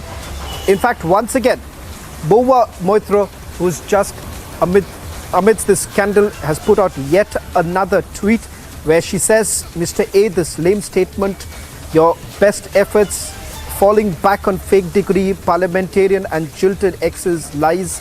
I won't rest till Director ED and CBI tweets, investigates and freezes 13,000 crore coal scam you've stolen from Indians. I'm told even Prime Minister Narendra Modi is sick of you and your frauds. This after the Adani group had also put out the first statement of this entire matter. Remember, the Adani group essentially indicating that long back they had said that this was a pack of lies. This was being perpetuated by a section within the media, hinting at the Western media in particular. And remember, this was essentially being done to malign the image of the group. Question essentially emerging at this point in time with BJP parliamentarian Nishikant Dubey hitting out at a Trinamool Congress parliamentarian on the basis of a lawyer who's made this stunning claim that parliamentarian Mahua Moitra was defending a leading businessman and in fact asking questions on the behalf of this conglomerate inside the parliament. Remember, so far, parliamentarian Mahua Moitra has not spoken about or not distanced herself as far as those questions are concerned. In fact, talking about some technical aspects of this entire matter, but not really distancing herself from the questions that she has purportedly asked inside the parliament, defending another business conglomerate who also happens to be a rival of the Adani group. These are the latest details that are essentially coming in. Remember, there are two aspects emerging from the story. One with regards to Mahua Moitra, who's responded saying that Nishikant Dubey, against whom she has already complained about a fake degree. On the other hand, Nishikant Dubey and other BJP parliamentarians also targeting Trinamool Congress parliamentarian Mahua Moitra, whether at all cash was taken in lieu of questions that were asked on the floor of the parliament. In fact, a stunning revelation has also been made by IT Minister Rajiv Chandrasekhar, who's spoken about the fact that if at all this is true, then this is shameful on the part of the parliamentarian. So what exactly are the allegations that have been levelled against Trinamool Congress parliamentarian Mahua Moitra by BJP MP Nishikant Dubey? In fact, Nishikant Dubey has written a letter to Om Birla, where he has spoken about what a lawyer based out of the national capital, spoke about the fact that there were questions, roughly about 50 to 65 questions that were essentially asked by the parliamentarian, which was on behalf of a leading business conglomerate. And this very business conglomerate happens to be a rival of the Adani Group. Adani Group in its statement has also pointed out, saying that this is something that they had already spoken about even before the report that was published by short seller Hindenburg, saying that these are all attempts that were basically being made to scuttle the prospects of the Adani Group. And more importantly, what essentially happened was this was done with a malified intention. In fact, they say Adani Group also maintains that in terms of the investigation that has been carried out so far, there is nothing to point out the fact that there was short selling that has actually taken place, and whether at all there has been any criminal act that has been perpetuated by the group. On the other hand, Trinamool Congress parliamentarian daring the government, saying that put out more details that you have as far as this case is concerned. In fact, she says that a large part of the research work that is essentially done on behalf of the parliamentarians, almost everyone, happens to be those being done by interns or, for that matter, even personal assistants. Joining us on this broadcast is our senior executive editor, Abhishek Kapoor. Abhishek, yet another attempt that has been made by Trinamool Congress parliamentarian Mahua, who now says that she's waiting for the CBI and the enforcement director to look into the allegations that have been made by a Western media outlet against the Adani Group. Adani Group in its first statement has already pointed out that we knew about it. We've been saying that there is an intention, perhaps by a section, to malign the image of the group. Well, those are along expected line reactions, Shawan, so far as Mahua Moitra is concerned, Adani Group is concerned. But what is important is that there is a correlation between the questions asked and the corporate interests of the entity on behalf of whom, or which is represented by Darshan Hiranandani, who's allegedly the person connecting the questions asked with Mahua Moitra and the corporate interests. So I think that's something which has to be investigated. We have seen the first beginning of which has been done with the BJP MP Nishikant Dubey writing to the Speaker. And remember, the Speaker is also the head of the Privileges Committee of the Parliament, and Nishikant Dubey has made a specific charge of privileges, contempt of criminal breach of trust and a breach of privileges issue. So obviously, it might go to the Parliament Committee or an inquiry committee constituted by the Speaker.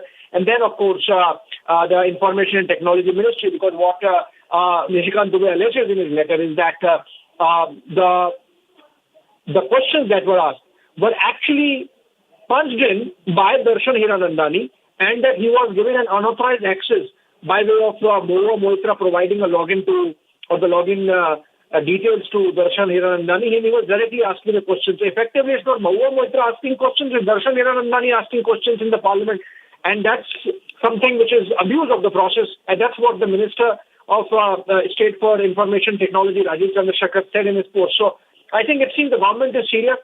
We have not seen an undue politicization in the sense that, for example, the BJP has not done a press conference on this and taken the issue to town. What they seem to be doing is, then let the Speaker take a call, let the government or the concerned ministry take a call on whether there has been any breach of law, and then things move forward from there. Mahua Moitra's defense, obviously, Shawan, is more on a rhetoric, more on a public pitch, which she's trying to claim victimhood. She has, in fact, thrown her own team under the bus, saying that, the assistants and the PAs might have access, and then let the login details come out, which obviously the government would want at some stage to come out. But the question is whether the questions were asked by Mahua Moitra becoming a proxy. That's something that perhaps would need to be investigated. Right. Well, thank you very much, Abhishek, for putting this into perspective, a story that we'll be tracking very closely, putting out more details from both sides. What really happens thereafter? Will some sort of action be taken by Lok Sabha Speaker Om Birla? Whether at all there is going to be an inquiry or not, there is much more to come in the coming few days. Shifting focus now to the story that we have been tracking very closely. Ladies and gentlemen, with regards to the current ongoing situation in Israel, what happens in the next few days, whether at all there's going to be a ground offensive or not. Is there building international pressure on Israel at this point in time to perhaps even go slow when it comes to their retaliatory strikes, keeping in mind the current situation in Gaza? In a short while from now, we'll also be joined by Israel Prime Minister Office's spokesperson, Mr. Levy, in a short while from now. I'm told that Mr. Levy has already joined us on this broadcast. Mr. Levy, thank you very much for joining us on Republic TV as we continue with our rolling coverage. Thank you very much for having me on the show. Over the last few days, Mr. Levy, we have spoken to several survivors on this entire matter, and we see the current situation being the way it is. As far as India is concerned, our position has been extremely clear that there can be no compromise with terror. So let me begin by asking you this question about the current situation, because there have been some sort of advice that has been given to you by the United Nations. Antonio Guterres says that 1.1 million people to be evacuated from Gaza cannot perhaps be done in such a short period of time.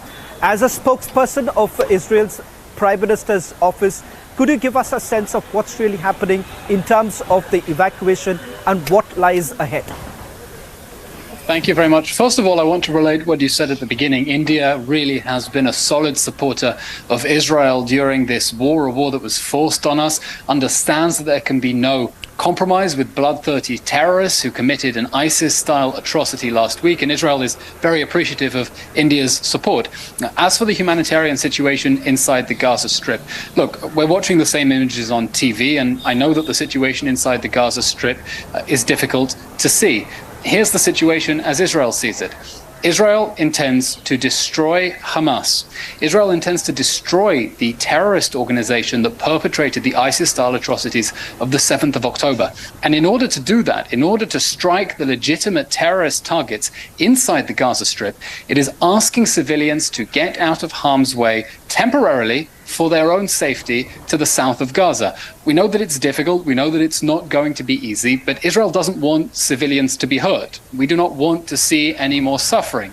And that is why Israel is saying that the people of Gaza who are, by the way, themselves victims of Hamas, because Hamas has embedded its terrorist infrastructure under their schools, under their homes, under their hospitals.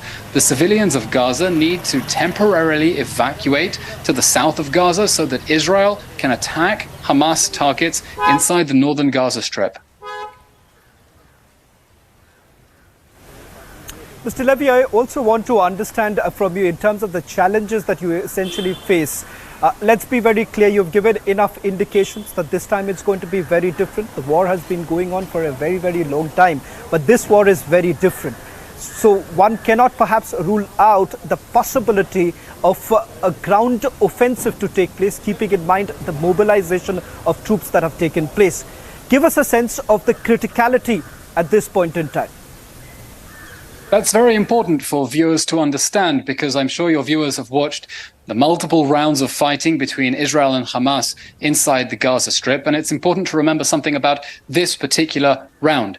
It's not a round of fighting. This is a war. This is a war that Hamas waged on Israel, that it launched on Israel with an act of war, with a war crime. The October 7th massacre, when they butchered 1,300 people, injured nearly 4,000 people, took nearly 200 people hostages inside the Gaza Strip. That was a war crime. Israel was dragged into it, and Israel is going to defend itself now. This is an operation in which Israel has decided we can no longer exist with a terrorist organization like Hamas with its ISIS-style atrocities on our borders so close to our home front. At the end of this war, we will create a new reality inside the Gaza Strip in which the terrorist organization that perpetrated the October 7th massacre, the worst terror attack in world history after 9/11, will no longer have an ability to harm Israeli civilians. Hamas is ISIS. Hamas is worse than ISIS. And Israel intends to destroy Hamas just as the world destroyed ISIS, and the whole world enjoys so much more security for the way that the whole international community came together in order to destroy the terrorist death machine of ISIS in Syria and Iraq. And Israel is going to do exactly the same with Hamas, because we deserve exactly the same security that the rest of the world has from having defeated the awful, awful atrocities of the Islamic State ISIS group.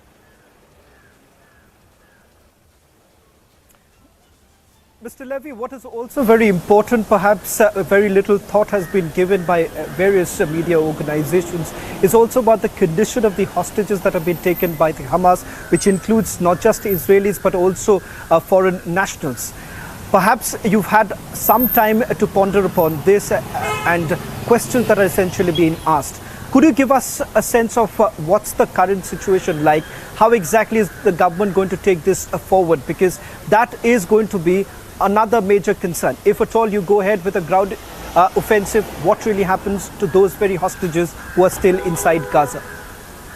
First of all, I'm glad that you're shining a spotlight on the plight of the Israeli hostages inside the Gaza Strip and reminding the world that Hamas attacked not only Israelis but foreign nationals. In fact, Hamas attacked, killed, abducted, injured nationals of 42 states around the world. That is why we say that this was a crime against humanity. This was an attack on humanity, and that Israel's response to Hamas, destroying Hamas, is in defense of humanity. And let me be clear, the hostages that Hamas has taken inside the Gaza Strip, many of them civilians, children, some babies as young as a few months old, some elderly over the age of 80, without their medication. We do not know what fate has happened to them, in what ways Hamas is abusing them, how it's torturing them. And we demand the immediate and unconditional return of our hostages. These 199 Israeli hostages inside the Gaza Strip are our children, our brothers, our sisters, our parents, our grandparents, brutally abducted from their beds by death squads who murdered everyone in sight and took them back into the Gaza Strip as human booty. We demand their immediate return, and Israel will do whatever it can to make sure that our people return as soon as possible to the loving embrace of their families. Mr. Levy, as I understand, there is no question of having any negotiation with a terrorist group like the Hamas. But will there be any back-channel talks or at least some pressure to be built on the Hamas through the Palestinian Authority? Is Israel open to talks with Palestine at this point in time, hoping there would be a safe return of those hostages? I'm asking you this question because there would be many family members who are equally worried today. If at all Israel goes ahead with a ground offensive, what really happens to the future of those hostages? So hence I'm asking you, is Israel open to talks with the Palestinian Authority? First of all, the Palestinian Authority has no direct involvement with this. We're talking about hostages that have been abducted by Hamas and by Islamic Jihad, two proxies of the brutal regime in Iran, Hamas and Islamic Jihad, that are holding our people hostage inside the Gaza Strip, and we will do whatever we can in order to bring them home safely from captivity in the hands of these two genocidal terror organizations. And our expectations from the world, not only in making this demand that Hamas return our captives, is also that it treat Hamas like ISIS. And just as no country in the world would have diplomatic relations with ISIS, we expect no country in the world to have diplomatic relations with Hamas, no country in the world to give it shelter, to give it safe harbor. And we expect the international community to act forcefully to impose sanctions on whichever country is giving harbor to the new ISIS, to Hamas, the brutal terror organization that perpetrated the 7th of October massacre, butchering, beheading, burning whole families alive, now holding 199 vulnerable Israelis for the 10th day inside the Gaza Strip. We want them back, and we expect the world to apply all necessary pressure on Hamas, on its backers, to make sure that we have our children, our friends, our families, our grandparents back home safe and sound. Mr. Levy, I would also like to touch upon other aspects with regards to whether at all are you right now looking at a two-front war, given the fact that Hezbollah too has been active. There have been attempts that have been made by the Hezbollah from the northern border. Could you give us a sense of what's really happening? How exactly are you tackling the threat emanating from Hezbollah at this point in time? Hezbollah has been escalating its attacks on Israel on the northern border, and I want to make one thing clear. Israel does not want war with Hezbollah in the north, just as we didn't want this war that we have been dragged into with Hamas in the south. But if Israel is forced to fight on two fronts, both against Hamas in the south and Hezbollah in the north, we will fight on both fronts and we will win. We are ready to do so. And if Hezbollah drags Israel into a full-scale war, the state of Israel will hold the Lebanese state responsible with all attendant consequences. It's in that context that we are especially grateful to the United States for sending 2 aircraft carriers into the eastern Mediterranean in order to send a very clear message to Iran and to Hezbollah. I can only quote the words of our good friend President Biden in his very moving speech last week. He said to anyone thinking of messing with Israel at this time, our message can be summarized in one word: don't.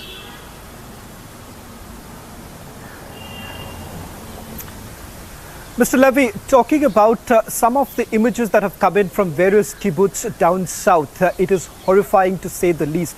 We here at Republic TV stand steadfastly with the authorities in Israel at this point in time with the action that you're taking. But I want to ask you this question because here in India, Israel was largely viewed with much fame because of the intelligence gathering, because of the way you've dealt with terrorism all this while.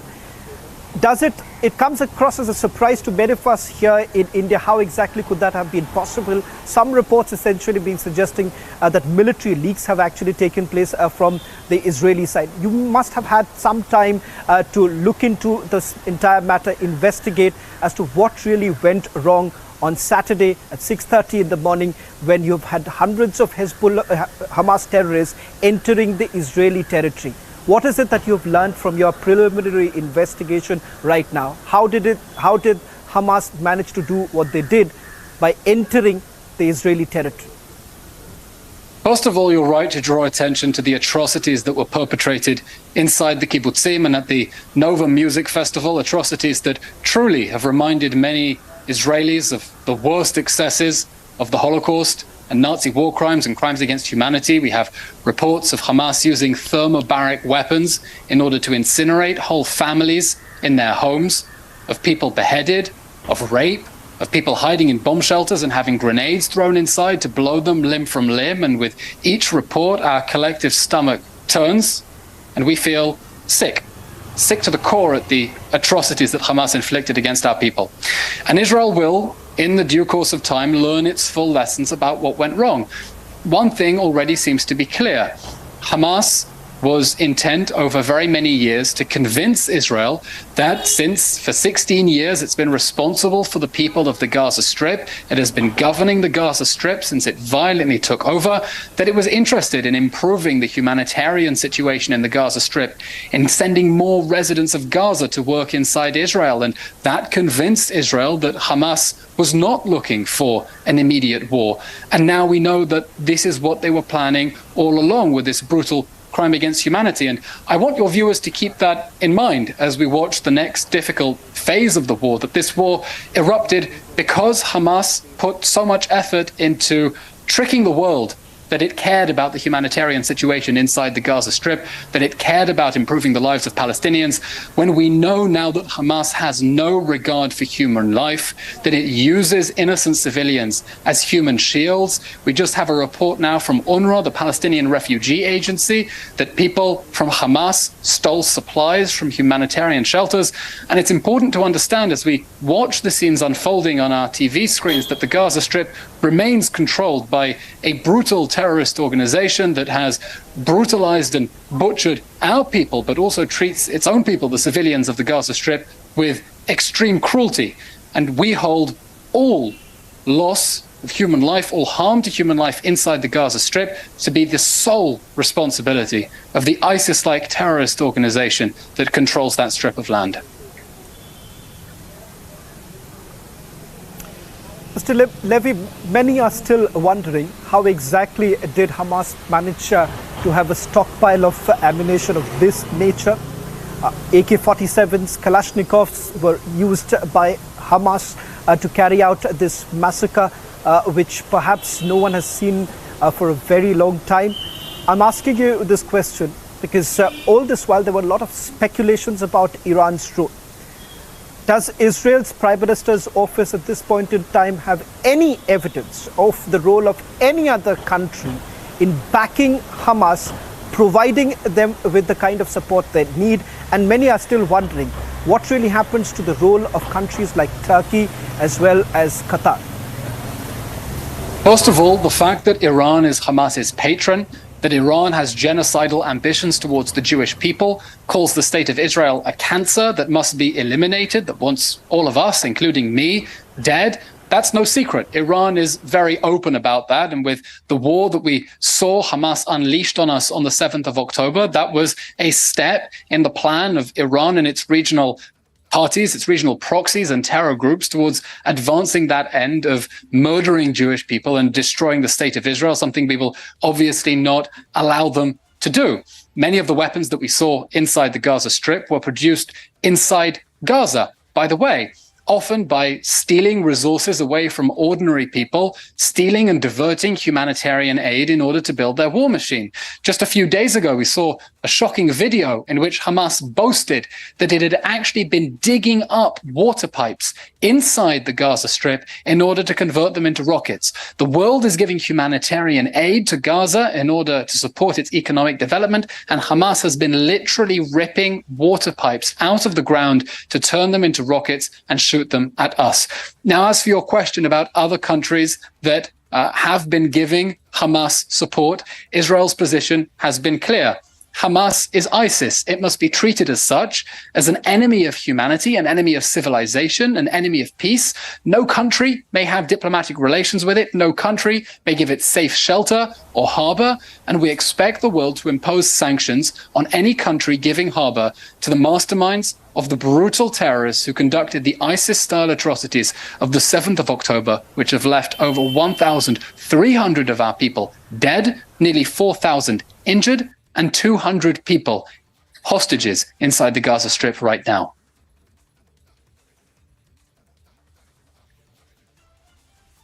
Now worried about reports that are now coming in with regards to Saudi Arabia, that they have now put the normalization of ties with Israel on an ice pack. What really happens to that? Because a lot of effort was being made by the United States of America to ensure that Saudi Arabia comes around. How exactly is Israel taking this forward with regards to Saudi Arabia? As I mentioned, Hamas committed a crime against humanity, and it committed a crime against India as well. We all remember the very exciting headlines just a few months ago at the G20 with the dramatic announcement of the plan to connect India through Saudi Arabia to Israel and onto Europe with a transportation corridor in order to help India export its goods, connect better into the global economy, support its development. And what Hamas did with this attack was an attack on peace and normalization in the Middle East. It was a direct attack on the hopes to integrate the global economy, to bring India closer into the Middle East, to connect it through Saudi Arabia and Israel, because Hamas, supported by Iran, don't want peace or prosperity or security. They want to export a barbaric agenda of terrorism, of butchery, of murder. They don't support development. They don't support prosperity. And they're actively trying to sabotage attempts towards normalization in the Middle East. And we hope that after victory, after we destroy Hamas, after we make sure that it can never again perpetrate these sorts of atrocities again, we will create the conditions in the Middle East to move towards greater regional peace, greater regional normalization, having eliminated one of the most evil terrorist organizations, perhaps the most evil terrorist organization in the region. And that will be a benefit not only for Israel, not only for the region, but for the wider world, including all of you, dear viewers in India. Mr. Levy, while this action is being taken, much needed action against Hamas, is Israel also considering or working parallelly with other Middle Eastern countries to at least build the much needed consensus? Because this time around, perhaps there can be no nudge, wink, wink approach while dealing with terrorism. So you do need the Middle Eastern countries. Can you confirm to us whether at all you are in touch, whether back channel talks are basically going on with other Middle Eastern countries? Israel enjoys extensive diplomatic relations with very many Middle Eastern countries, not only Egypt and Jordan, with which we've had peaceful relations for decades, but also thanks to the Abraham Accords more recently with the United Arab Emirates, with Bahrain, with Morocco, and of course, contacts with all sorts of forces around the Middle East. Obviously, I can't get into the details of back-channel conversations. They are, by their nature, conversations that we don't talk about on television.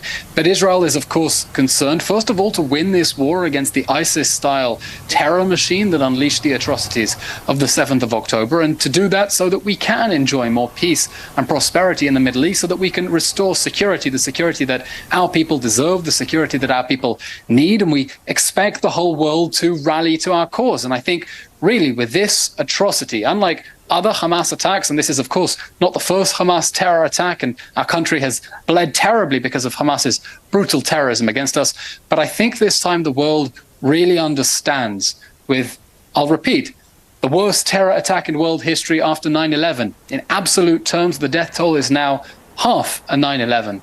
The world understands that Hamas can exist no longer, and that is why Israel has a right and it has a duty to ensure that this terrorist machine inside the Gaza Strip is destroyed.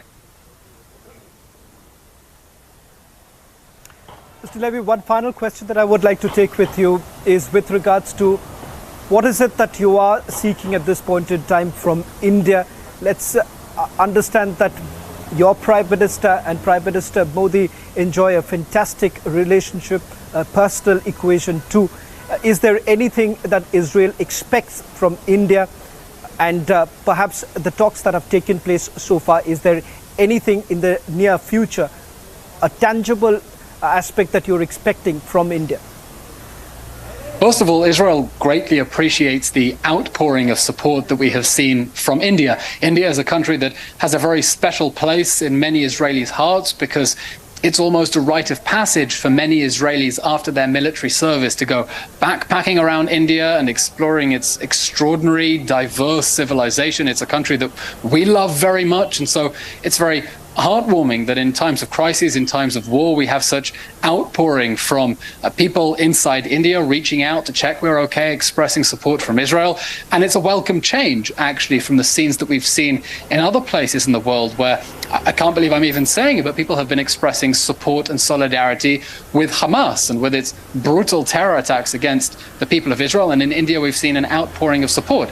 And I hope that as we enter the next phase of what is going to be a very difficult conflict, because this is a war that Israel is determined to win, and it's determined to win so that Hamas can never again perpetrate these atrocities, India will continue to remain by our side, continue to loudly support our right and our duty to defend our people, and to pursue that legitimate military goal, which is to make sure that ISIS, just like Hamas, is destroyed, so it can no longer harm our people or any of the other people it murdered, butchered, massacred, or abducted from 42 nations on the 7th of October. Well, thank you very much, Mr. Levy, for joining us on this broadcast. And I must tell you, from everyone here at Republic Newsroom, prayers for you, your family members, and each and every one in Israel to stay safe. Thank you very much. We really, before I let you really go, do I would also appreciate like it. to take the opportunity to send across one message. Mr. Levy, just one small message that I want to send across from everyone here at Republic Media Network. The last time Israel Prime Minister spoke to any Indian news channel, it was Republic Media Network. We are hoping that in better times, Israeli Prime Minister Benjamin Netanyahu would once again choose Republic Media Network to address all viewers in South Asia. That's a request coming in from one of the leading South Asian networks. We're all hoping for better times. Thank you very much for your thoughts and prayers.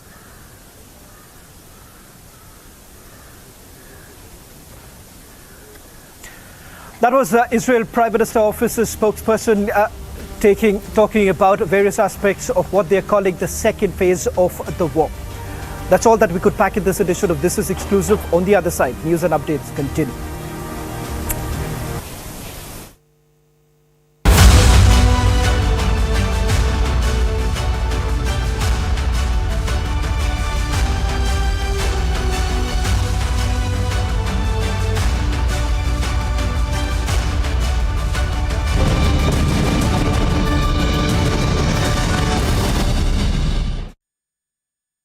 Amity has been ranked India's #1 not-for-profit private university for 11th year, with top 10 ranked institutions in management, engineering, biotech, law, masscom, telecom, hospitality, fashion and more.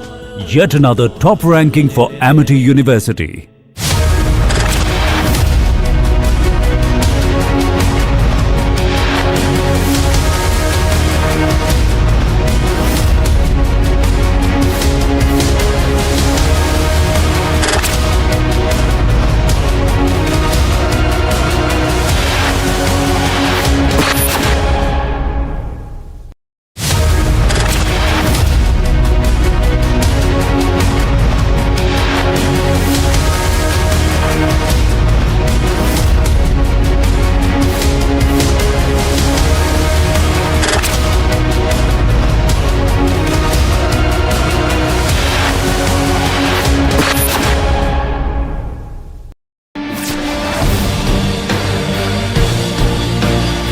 We have been reporting from Yakhini, which is less than 500 meters towards the Gaza city. The forces who are very much confident and ready to fight against Hamas terrorists. This time they want to finish the war.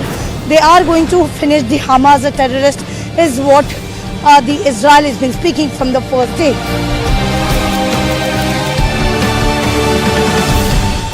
We are showing you from the ground zero that how these mega operations are being planned by the security forces, and we have seen how the things are moving here at the ground zero, where the big tanks here on the roads of Gaza Strip, these are moving towards the Ashkelon.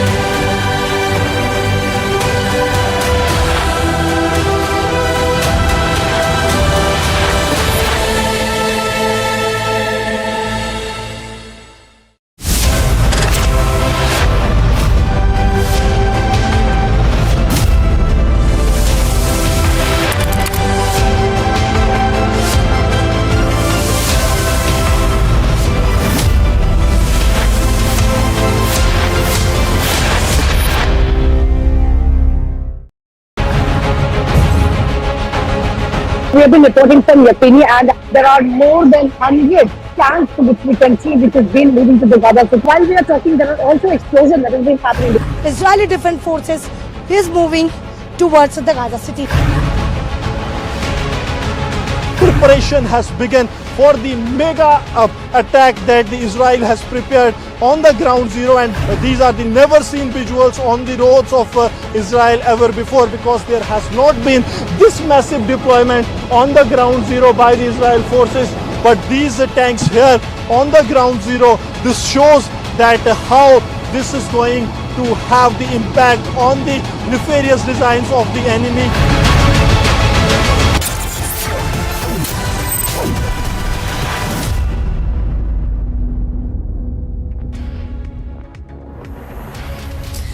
Thank you. you for staying with Republic. I'm Suesha Savan. This is live and breaking, and we get you the latest from Karnataka on the raids as massive infighting is underway.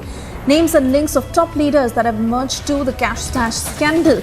In an indirect attack on Siddaramaiah government, Congress leader BK Hariprasad has said that the probe should happen. Earlier, Union Minister Rajiv Chandrasekhar had hit out at the Siddaramaiah government over the massive cash seizure in Karnataka. Rajiv Chandrasekhar had claimed that the total cash and gold haul seized is amounting to 102 crore rupees.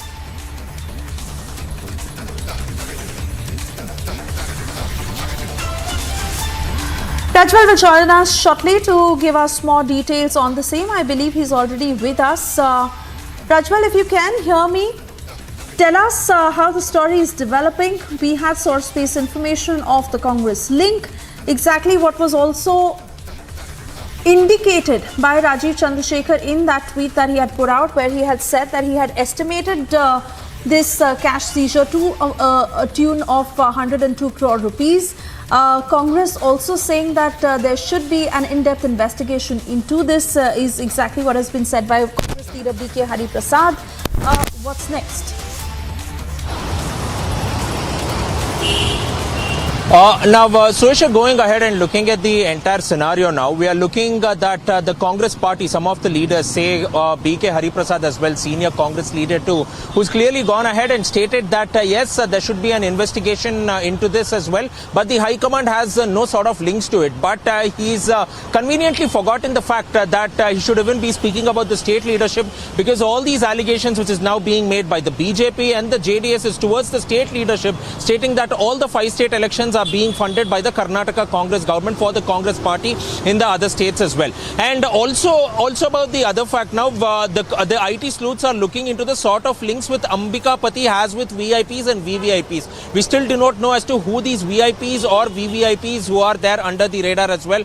And the former Congress corporator is Ashwatthama, who is the wife of this particular contractor, who is also the vice president of the Karnataka State Contractors Association, Ambika Pati. All of them will be deposing in front of the income tax sleuths tomorrow, and they will be grilled along with their children as well, because the 42 crore rupees which was found inside the flat of one by the name of Pradeep is also the son of Ambika Pati, who is who is the corporator in this particular case. There were 4 properties, that is 4 residence of his, which was raided, one in Hebbal, one in RT Nagar, the other in Sultan Palya as well. Now, looking at the entire nexus as well, we are looking at 94 crore rupees in hard cash, 8 crore rupees that has been seized in the form of jewelry as well, and the properties are still unaccounted for, and the IT sleuths are going through it as well. So the BJP is going out all guns blazing against the Congress, stating that action will have to be taken, and they're pointing fingers directly at the Chief Minister and the Deputy Chief Minister, but both of them have stated that they do not have anything to do with it, and it solely has to do with the contractor, and the agencies can go about with the investigation. All right, Prajwal, we'll leave it at that. We'll keep coming back to you for further updates on this. For the moment, we have to slip into a very short commercial break. Also, a quick check of the big stories we'll be tracking on the other side.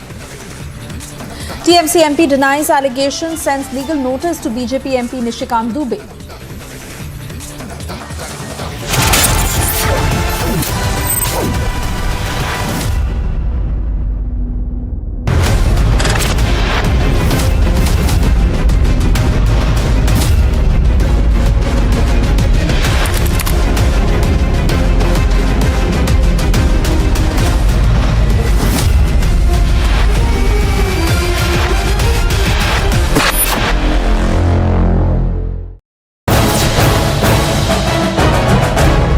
Right now we are showing the visuals from the ground zero, where now artillery tanks that are now entering to the forward areas. On the ground zero, this shows the Israel is all prepared for the big war that they are going to declare soon. Warning that they have given to the cadres and also the locals of the Gaza city to vacate the area within 24 hours. These are the never seen visuals on the roads of Israel ever before, because there has not been this massive deployment on the ground zero by the Israel forces.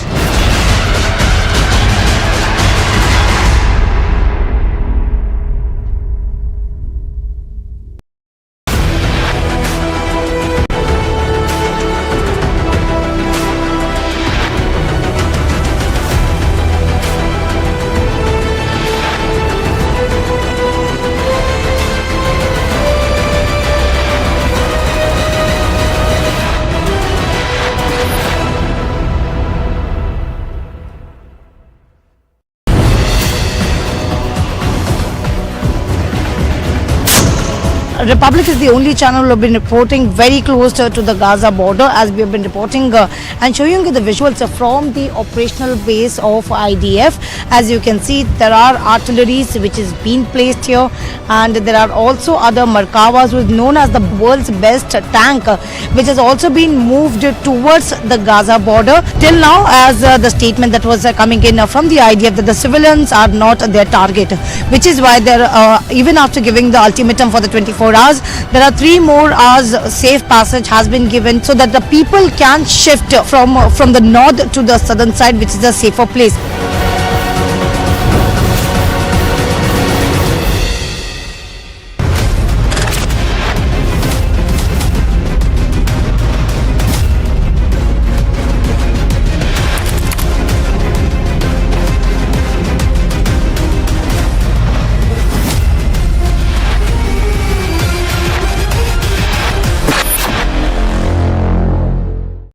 Israel has started to bombard Gaza in retaliation for the act of barbaric terror unleashed on the people of Israel. Netanyahu has announced his intent. There is going to be a solid ground offensive. The Hamas is in panic. There is a definite division of the world order between those who believe that Israel has the right to retaliate for the killing of its people, for the murder of its babies, for the rapes on Israeli women, and for the abduction of children and the elderly. And on the other side, the wokes. Everything you ask them, they say, look at the root cause. So-called liberals become the strongest support base for terrorists. Rape is not resistance, and murder has no morality. If you agree with me, take a stance. Say openly, but say with pride and say with aggression. Tell these wokes, rape is not resistance, and murder has no morality.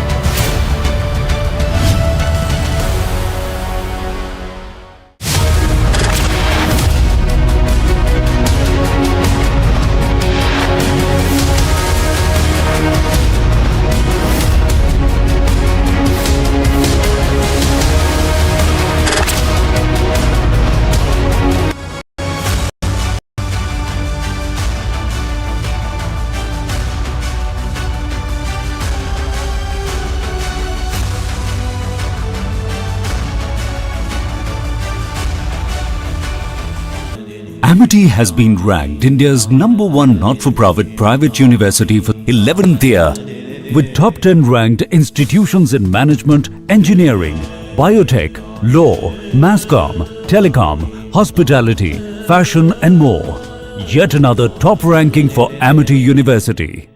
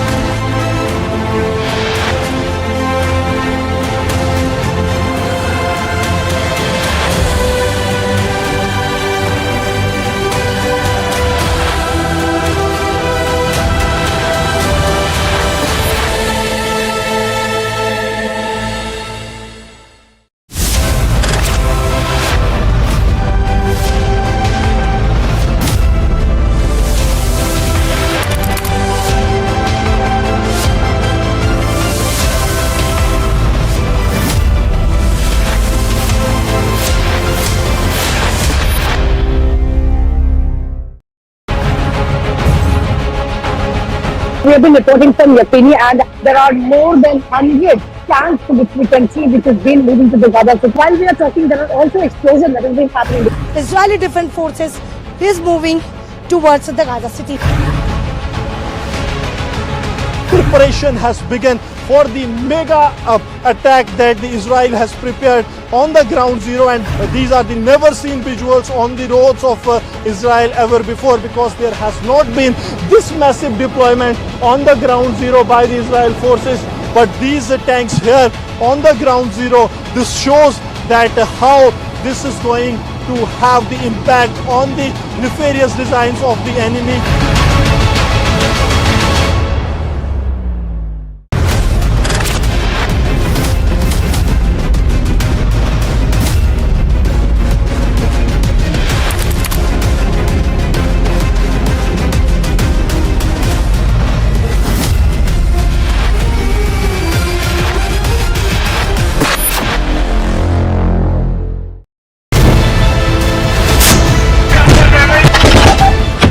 Right now we are reporting from the Cedroid. This is one of the area that is close to the militarized zone and is hardly 800 meters from the border. If even in the background you can see some of the exchange of fire that is taking place, we can expect something big from the Israel side, because the ultimatum has ended. The Israel Prime Minister on the forefront and he has met the soldiers. That means everything is in place for the mega strike that the Israel is planning.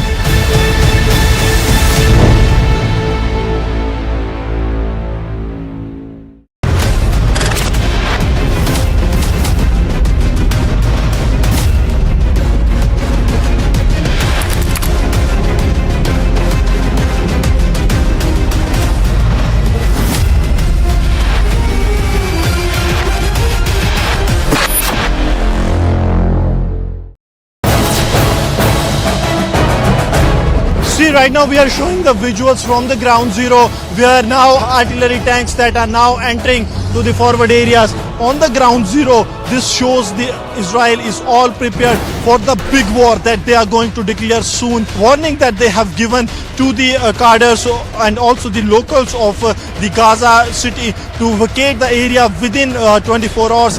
These are the never seen visuals on the roads of Israel ever before, because there has not been this massive deployment on the ground zero by the Israel forces.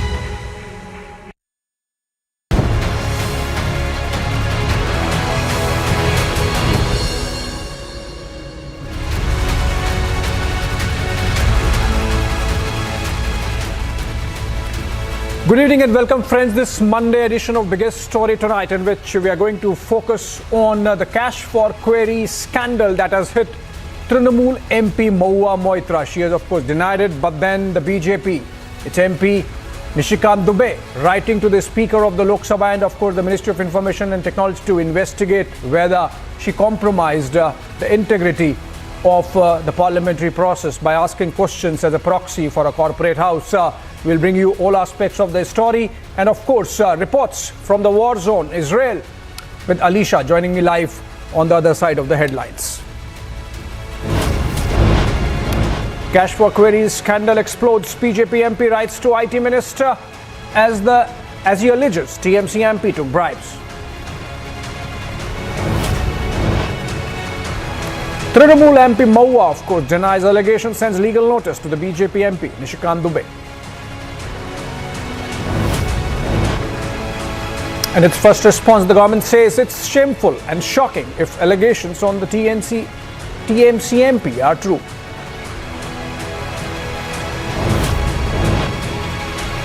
ED and CBI tell Supreme Court they are contemplating to make up an accused in the Liquorgate.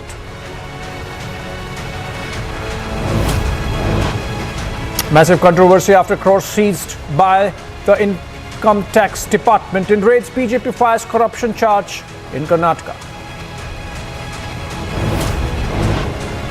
Israel demolishes Hamas terror infra in Gaza, strikes Hezbollah posts in Lebanon.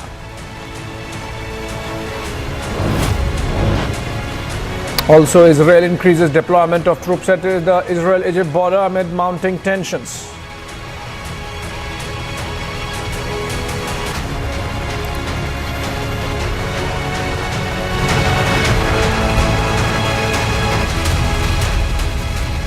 All right, let's begin with war zone Israel. Latest that we are getting in from Israel from our reporters that there is heavy buildup of Merkava tanks close near Kerem Shalom crossing in southernmost border of Israel.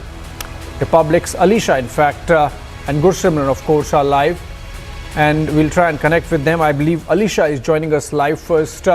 Alisha, over to you for the latest on what's really happening on the ground as the world looks up to the possibility of a ground offensive to be launched by the Israeli Defense Forces. How close are we to that operation? And if not, why it's not happening? Well, Abhishek, we know that there are routes which has completely been restricted, and of course Israel is on full force, which they are going to retaliate over the attack that has been started by Hamas terrorists. Because today in the early day when we saw there were Merkavas, like more than 100 Merkavas, which was placed to the southern side, which is to the Israel-Egypt-Gaza border. And as we know that the Merkava tanks, which has a 4 variant tanks, which is equipped with a 120 mm cannon, heavy with a 12.7 mm machine gun and 7.62 mm machine gun. So that was being taken towards the border. Not only that, but also the BMP tanks were moving forward towards the Israel-Egypt-Gaza border where we were reporting from.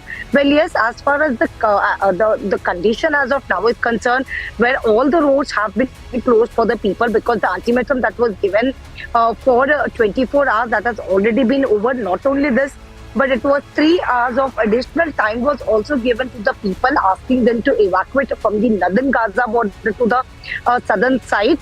But now, since morning, we have been witnessing there are several meetings that has been also taken place. It's also the Prime Minister Benjamin Netanyahu who has chaired the first meeting of emergency government cabinet since the start of war, where all the ministers were present in the meeting, and it was a clear message that was given, clearly asking that the Hamas are the ISIS and they should be treated like one.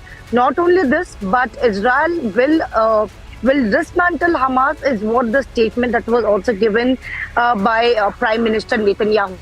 But what we know, it's an IDF who is continuing to strike in the Gaza Strip, and over the last few hours, we know there are hundreds of military command center and the mortar shell posts were also destroyed. Okay. Alisha, one more question before I let you go. There are reports that there are still about 200 hostages, Israeli citizens being held captive by Hamas in the Gaza Strip, perhaps in and around Gaza City. And that's something which is really stopping the ground offensive from beginning. So maybe the Israeli forces are waiting to get clarity on how to tackle this issue of captives, of hostages who could be getting caught in crossfire in case the ground offensive begins. So you think that's one reason why this delay in getting inside Gaza Strip by the Israeli forces? Well, yes, Abhishek, because that is something Israel has been mentioning since the beginning, that the civilians are not the targets, which is why they are being given time. But it is the Hamas terrorists who have been forcing Palestinians to join them, and they are also been taking a human chill, including the children and the women, which is why there are many of the people who are not been even able to come to the southern side of Gaza, which is the safer side for their evacuation, and they could not be even able to meet their family. There are many of the people who just left. Of course, there are till yesterday it was tens of thousands of people who have already moved to a safer place as far as the evacuation warning that has been concerned. But yes, as we know, Israel has been not really moving forward just because they are waiting. They know there are several civilians who want to come back to the southern side of as they have been forced by the Hamas terrorists to stay back, as Hamas terrorists is doing nothing since the day one, but only taking a human shield. All right, thank you so much, Alisha, for bringing us up to date with what's really happening on the ground. And continuing with the story, let's look at one more report filed by Gursimran Singh, who's there for us in the war zone. Okay, let's get a breaking news development first for you viewers before I go to the Gursimran report. This is about Prime Minister Benjamin Netanyahu addressing a cabinet meeting, it seems. In fact, he's speaking in parliament right now, in which he has warned the Hezbollah and Iran to not force Israel to open a second front, as the forces are as of now focusing on southern Israel on its border with the Gaza Strip.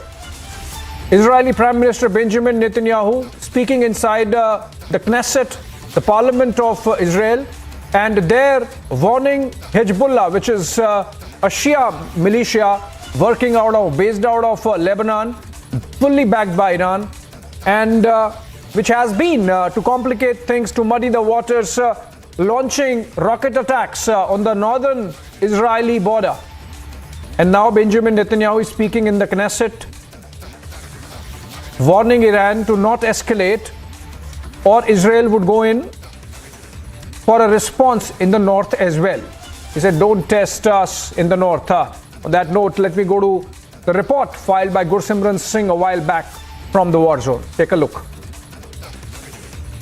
इलाका जो है ये क्रेमलोम शोलंग crossing है, यानी कि वो इलाका जो कि इजिप्ट के बॉर्डर लगता है। और आप देखिए इजिप्ट के बॉर्डर पर किस तरह से अब जो आर्म्ड पर्सनल कैरियर्स हैं उन्हें बड़ी तादाद में मूव किया जा रहा है। ये सारे वही आर्म्ड पर्सनल कैरियर्स हैं जिनसे कि जवानों को अग्रिम इलाकों में लेके जाया जाएगा। और आप देखिए अत्याधुनिक हथियारों से लैस ये जो जवान हैं ये इस वक्त अग्रिम इलाकों की तरफ रवाना हो रहे हैं। हाथों में अत्याधुनिक हथियार हैं, माउंटेड इन बीएमपीज पे, यानी कि बुलेट प्रूफ ये जो व्हीकल्स हैं ये जवानों को ले जाने के काम आते हैं। और लगातार यहाँ पर बड़ी तादाद में आपको बीएमपीज की मूवमेंट देखने को मिल जाएगी। कारण बिल्कुल साफ है, क्योंकि सरहद पर इस वक्त निगहबानी जो है वो बढ़ा दी गई है। बात की जाए यहाँ पर विजय, मैं सुरेंद्र शाह से कहूँगा आपको दिखाएं कि एक के बाद एक इजराइल के जो बीएमपीज जो आर्म्ड पर्सनल कैरियर्स हैं वो अब आ रहे हैं। इससे पहले हमने मरकावा टैंक्स देखे कि वो बड़ी तादाद में यहाँ पर पहुंच रहे थे। अब मरकावा टैंक्स के बाद यहाँ पे आप देखेंगे तो आर्म्ड पर्सनल कैरियर, यानी कि जिन्हें बीएमपीज भी कहा जाता है, वो बिल्कुल सरहद के पास के इलाके से निकल रहे हैं। हाथों में विजय का निशाना बनाकर ये लोग यहाँ से ऊपरी इलाकों की ओर जा रहे हैं। ठीक सामने जो इलाका है वो सरहद का वो इलाका है जहाँ पर इजिप्ट का बॉर्डर है। उसके साथ साथ ठीक अगर वहाँ से दाएं तरफ चले जाएं वहाँ पर गाजा पट्टी भी है, यानी कि गाजा के साथ जो बॉर्डर इजराइल का लगता है वो भी है। तो लगातार आपको विजुअल्स ग्राउंड जीरो से हम दिखा रहे हैं कि किस तरह बड़ी मूवमेंट जो है वो बीएमपीज की जा रही है, आर्म्ड पर्सनल कैरियर्स की जा रही है, ताकि सरहद पर इन्हें पहुंचाया जाए और सरहद के पहुंचाने के बाद जब जरूरत पड़े तो तब इन जवानों को अग्रिम चौकियों तक भी पहुंचाया जाए। बड़ी तादाद में अब आप देख सकते हैं कि बीएमपीज अग्रिम इलाकों की ओर जा रहे हैं, जो इस तरफ साफ संदेश देते हैं कि सुरक्षा बल अब बड़े ऑपरेशन के लिए पूरी तरह से तैयार हैं और फोर्सेस को अग्रिम चौकियों की तरफ मूव किया जा रहा है। Right, moving on to the biggest political story tonight, which is massive political controversy that has broken out after BJP MP Nishikant Dubey accused TMC's Mahua Moitra of accepting cash and gifts in exchange for asking questions in Parliament. The latest update, Mahua has sent a notice to Nishikant Dubey. Earlier, Dubey had written to Lok Sabha Speaker Om Birla requesting an inquiry committee to investigate the allegations. Moitra has denied the allegations and claimed she was being targeted for raising concerns about favoritism towards the Adani group. All right, let's listen to some of the reactions that have come in.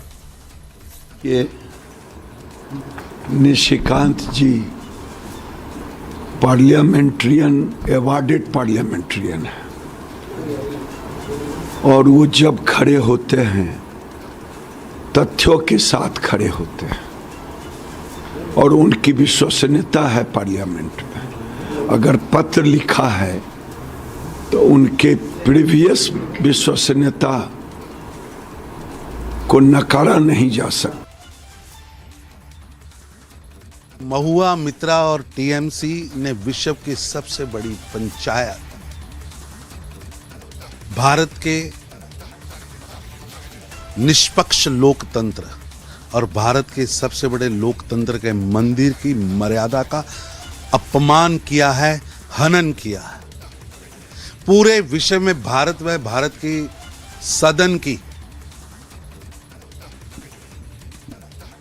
अपमान किया गया। किस तरह TMC पूरी तरह भ्रष्टाचार व लोकतंत्र के सबसे बड़े मंदिर को, वहां की मर्यादा को तार तार कर रही है।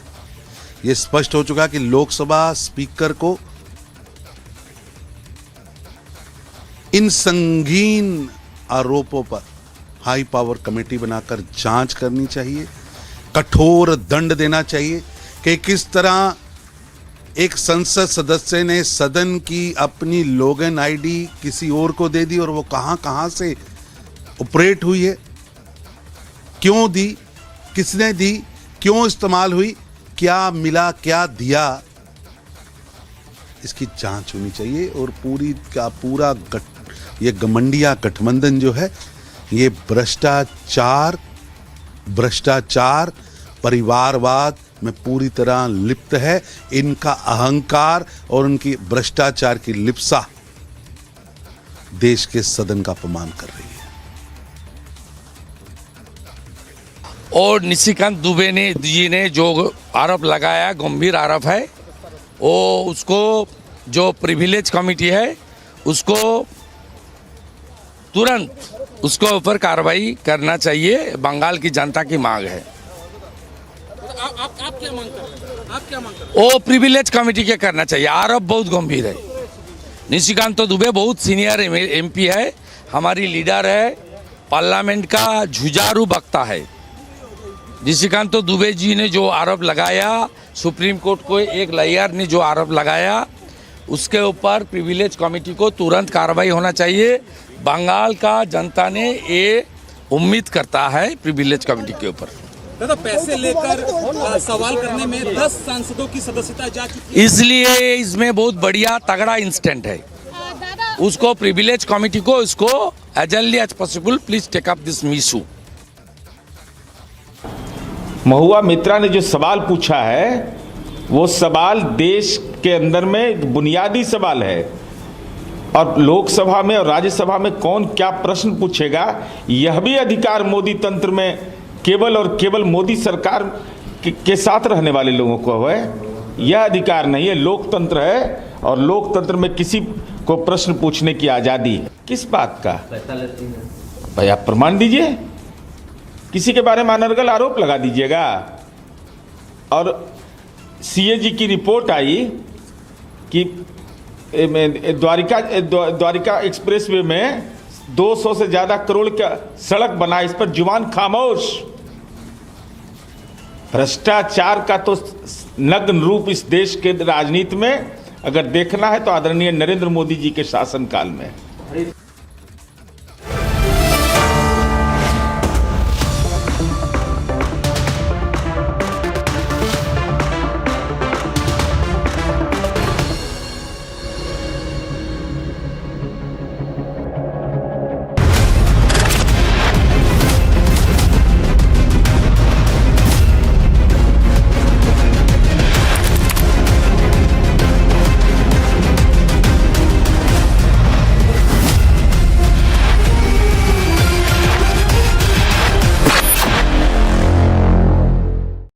Israel has started to bombard Gaza in retaliation for the act of barbaric terror unleashed on the people of Israel.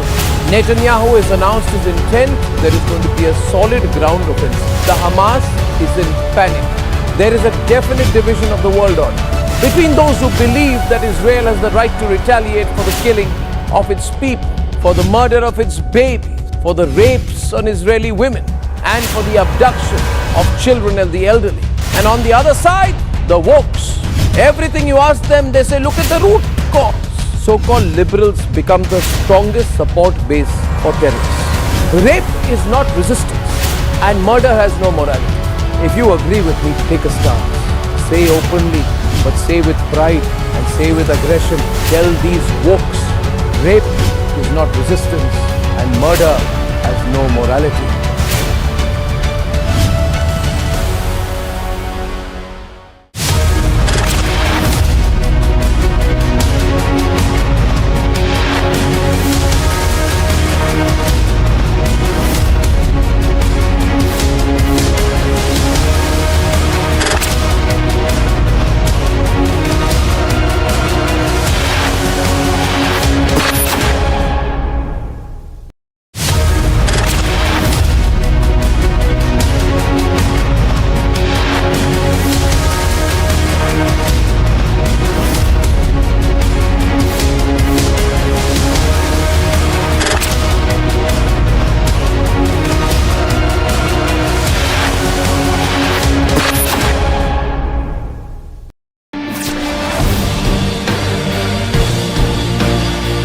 have been reporting from Yakhini, which is less than 500 meters towards the Gaza city. The forces who are very much confident and ready to fight against Hamas terrorists. This time they want to finish the war.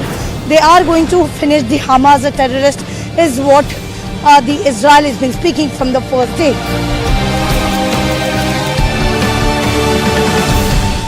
We are showing you from the ground zero that how these mega operations are being planned by the security forces, and we have seen how the things are moving here at the ground zero, where the big tanks here on the roads of Gaza Strip, these are moving towards the Ashkelon.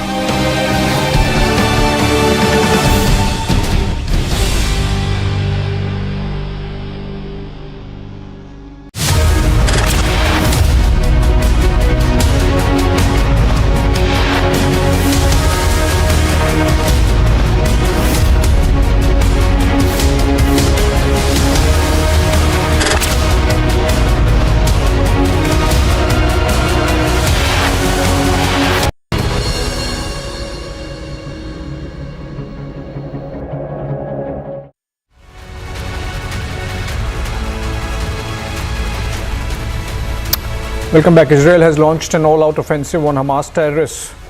The Jewish nation has struck over 250 Hamas targets, destroying key infrastructure and killing one of the senior commanders of the terror group.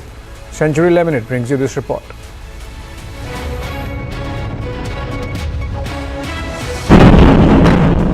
IDF fighter jets, helicopters and aircraft continue to strike terror targets in the Gaza Strip.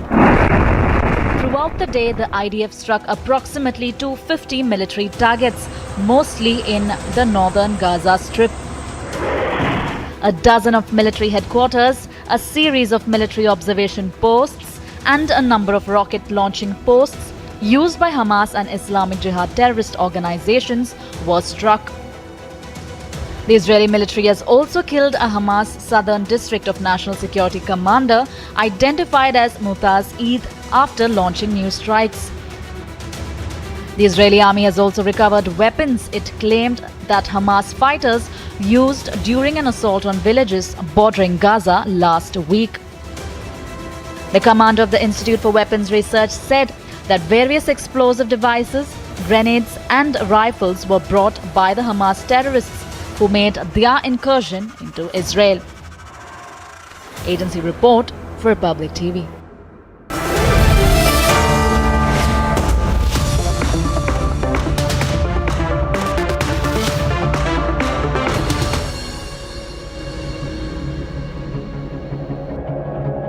Amity has been ranked India's #1 not-for-profit private university for 11th year, with top 10 ranked institutions in management, engineering, biotech, law, masscom, telecom, hospitality, fashion and more. Yet another top ranking for Amity University.